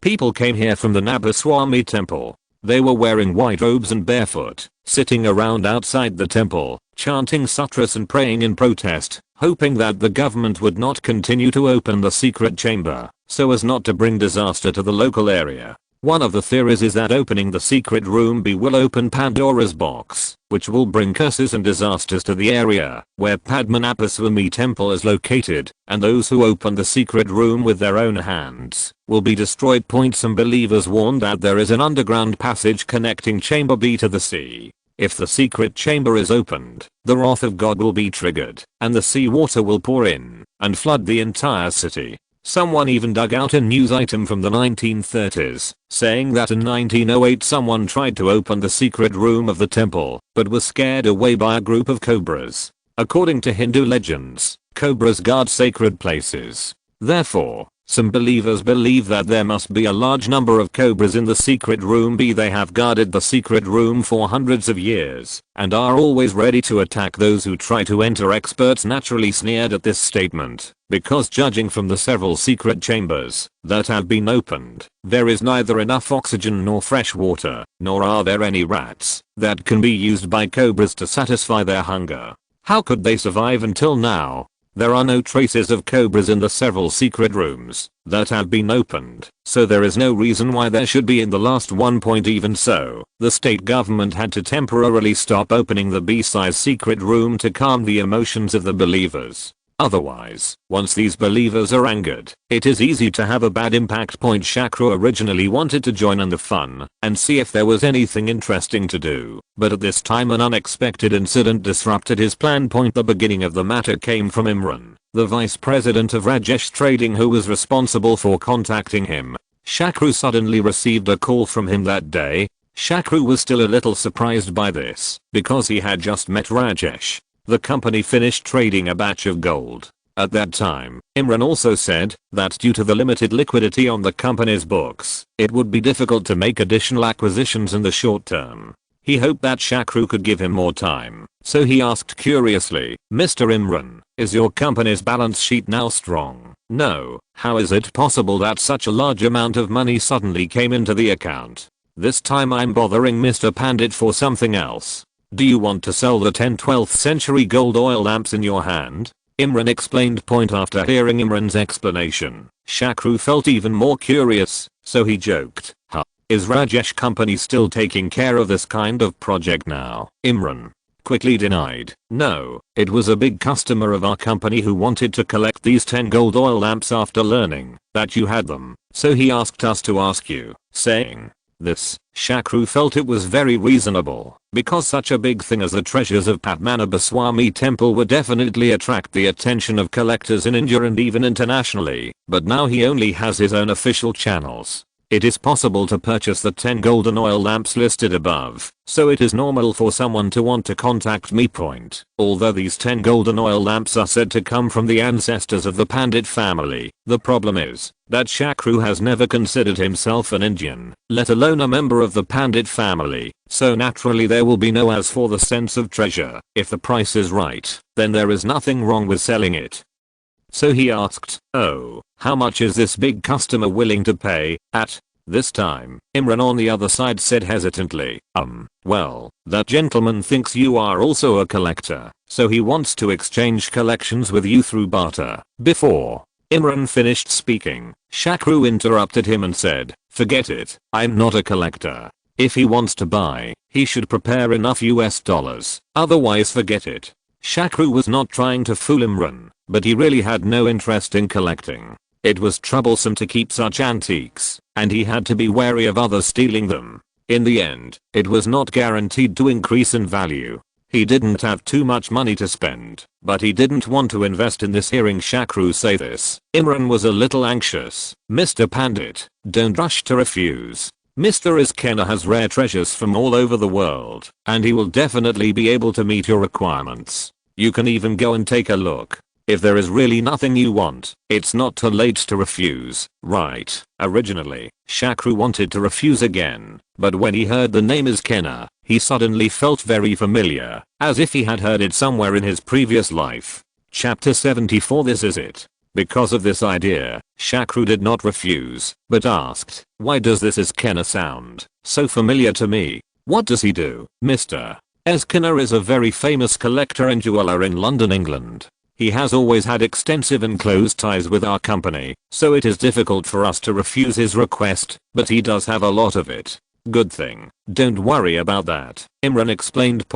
When Imran said this, Shakru finally remembered who this Iskena was. In his previous life, he liked to read online novels and had seen a description of him in a collection. This Iskena's ancestors, like the Free family in France, were among the officers of the 8 power allied forces who sacked Beijing, so he has many Chinese treasures passed down from generation to generation. It is said that 3 of the top 10 high-priced Chinese porcelain auction records are from to their family. Therefore, Shakru became interested.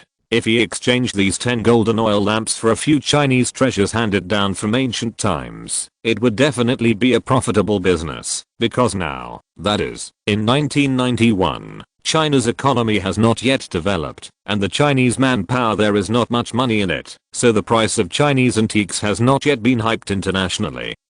And it has not even been taken seriously. Therefore, if you buy it at this time, the price will definitely be very low. After 10 or 20 years, these antiques the price will skyrocket to an extremely terrifying number. In addition, from the perspective of Shakru, a Chinese antiques look more pleasing to the eye than Indian ones, and are more in line with his own aesthetic vision. So Shakru thought for a while and replied, "Okay then, please contact Mr. Iskena." On the 3rd day, Iskena brought his appraiser to Triplant. After carefully identifying the 10 gold oil lamps in the bank vault and confirming that they were genuine, Iskena said, "Dear Mr. Pandit, thank you for accepting my offer. I wonder what kind of artwork you would like to exchange." Shakru replied without hesitation, "Since Mr. Iskena, you are from the UK, let me exchange some British oil paintings, jewelry or sculptures. I wonder what exquisite products you have on hand." Hearing what Shakru said, Iskena seemed a little embarrassed. "Well, I'm really embarrassed to say it. I don't have a lot of British art in my hands, but I have a lot of very exquisite art from other countries. I wonder if it can be exchanged." In fact, the so-called exchange of British art is just a negotiation technique of Shakru. No matter what kind of British art Iskena comes up with, he will be dissatisfied, and he has also heard that Iskena has it. It is true that there are no good British works of art. This is just to induce him to say that he will exchange works of art from other countries so that he can dominate the negotiations. So Shakru asked, "Then Mr. Iskena, do you know which country's fine arts do you have?" Iskena thought for a moment, and then said, there are Chinese, Turkish, South American, and Central Asian ones, but the most numerous ones are Chinese works of art. Chinese art? But the price of Chinese art internationally is not high now. Shakru said with a fake frown. His Kenna quickly explained. Actually, China's porcelain is unparalleled in the world. Didn't you see that even the name of the country is porcelain? The reason why the international price is not high now is because international collectors have not paid attention to this yet. When you start paying attention, the price will definitely skyrocket. Shakru pretended to hesitate for a moment and then said reluctantly, well, let me first see what fine Chinese art you have, but I want to explain one thing to you.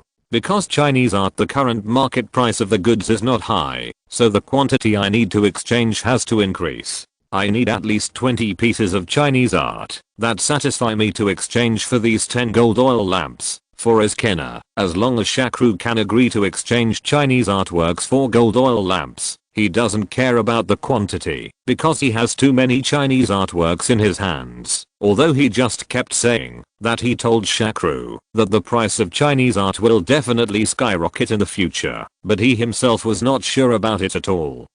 So it was safer to exchange a batch first, and the ancient Indian art in his hand was still blank, which was just right. Take this opportunity to make amends, so he said, Mr. Pandit, because all my antiques are collected in London, I did not bring them with me this time.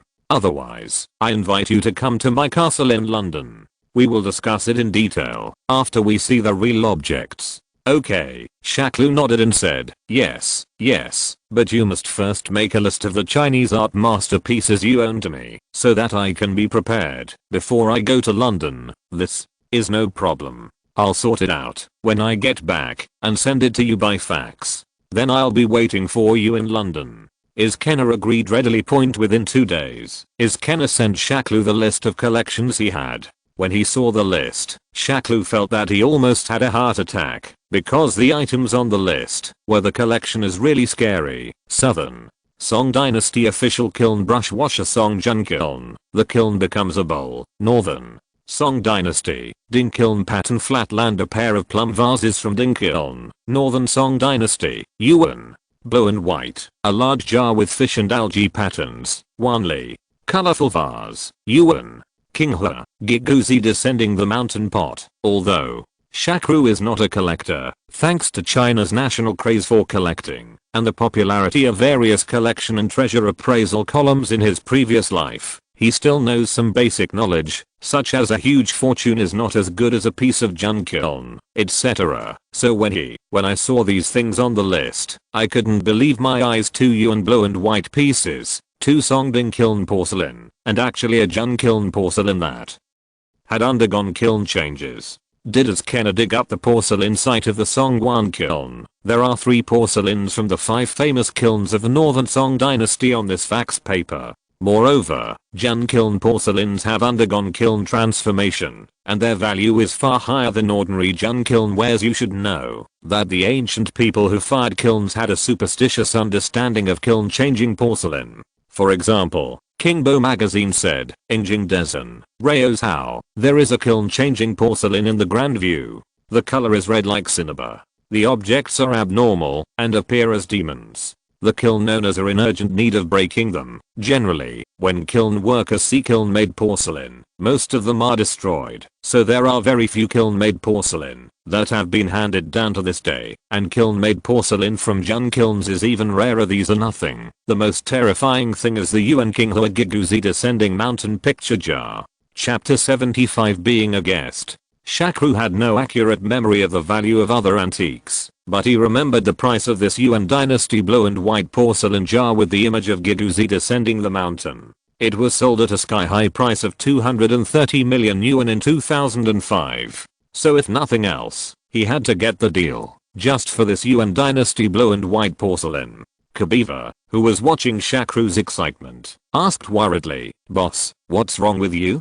Could this Englishman dare to cheat you? The things he faxed to you are all worthless." Shakru took a deep breath and said, "These things may not be valuable now, but after a few years, their value will not be much lower than the gold chain we got this time." After Negotiating the general transaction with his kenner, Shakru took Kabiva and Mustafina to London. Before he left the airport, the car sent by his kenner to pick him up was already waiting at the airport gate. His kenner sent a double-door Rolls-Royce with a body length of ** meters. A middle-aged white man stood at the door of the car. After seeing Shakru, he took the initiative to open the door and said, "Mr. Pandit, I'm Mr. Iskenna's butler. I came to pick you up from the plane. Please get in the car." Although Shakru often heard the name of Rolls-Royce is known to everyone, but this is the first time to sit in one.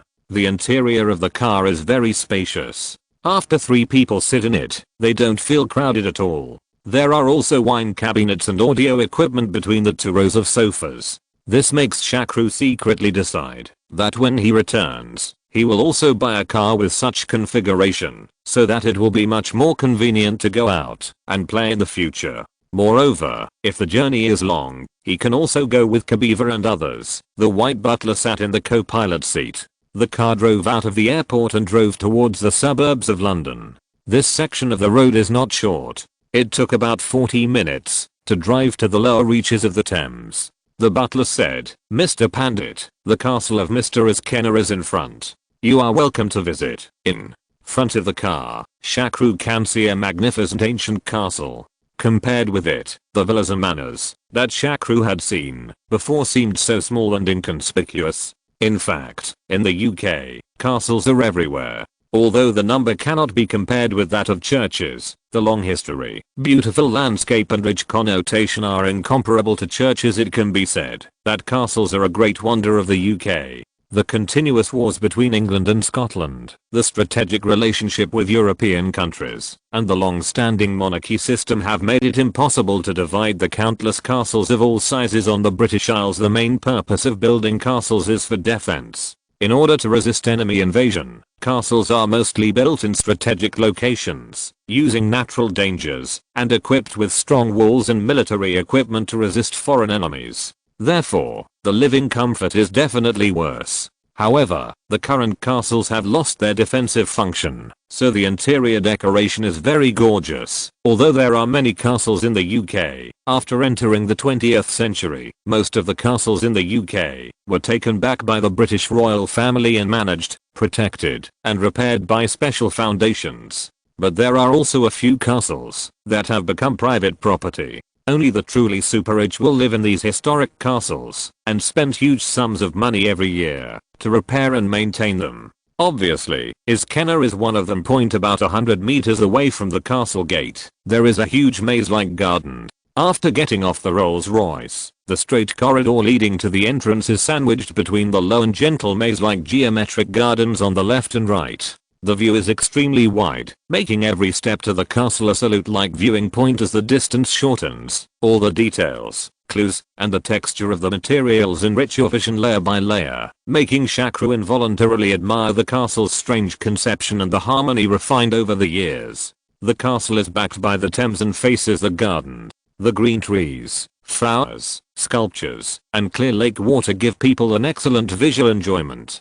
Compared with Iskenna's castle, Shakru feels that his villa looks so shabby, but looking at the area, it seems that he is not willing to spend money to buy it now. Dear Mr. Pandit, I'm glad you can visit my home. How is it? My castle is pretty good, right? It has a history of nearly 1,000 years. As the host, Iskenna stood at the door of the castle early. Behind him, there were more than a dozen servants. After seeing Shakru and others, they all put their right hands on their chests, bent slightly, and performed a British gentleman's salute. "Thank you very much for your invitation. Your castle is the best building I have ever seen." After saying that, Shakru handed the gift in his hand, which was a bottle of red wine said to be from 1870, to the servant beside him. After all, you can't come to someone's home empty-handed. Under the guidance of Iskenna, everyone began to enter the castle. As soon as they entered the door, they could see the spacious banquet hall, the exquisitely carved chandelier with 39 candles inside, the simple and elegant old-fashioned furniture, the walnut armchairs and the Venetian and Victorian-style dining tables, all showing the luxury of the host. On the walls of the castle, there are many Western-style oil paintings, most of which are portraits of men wearing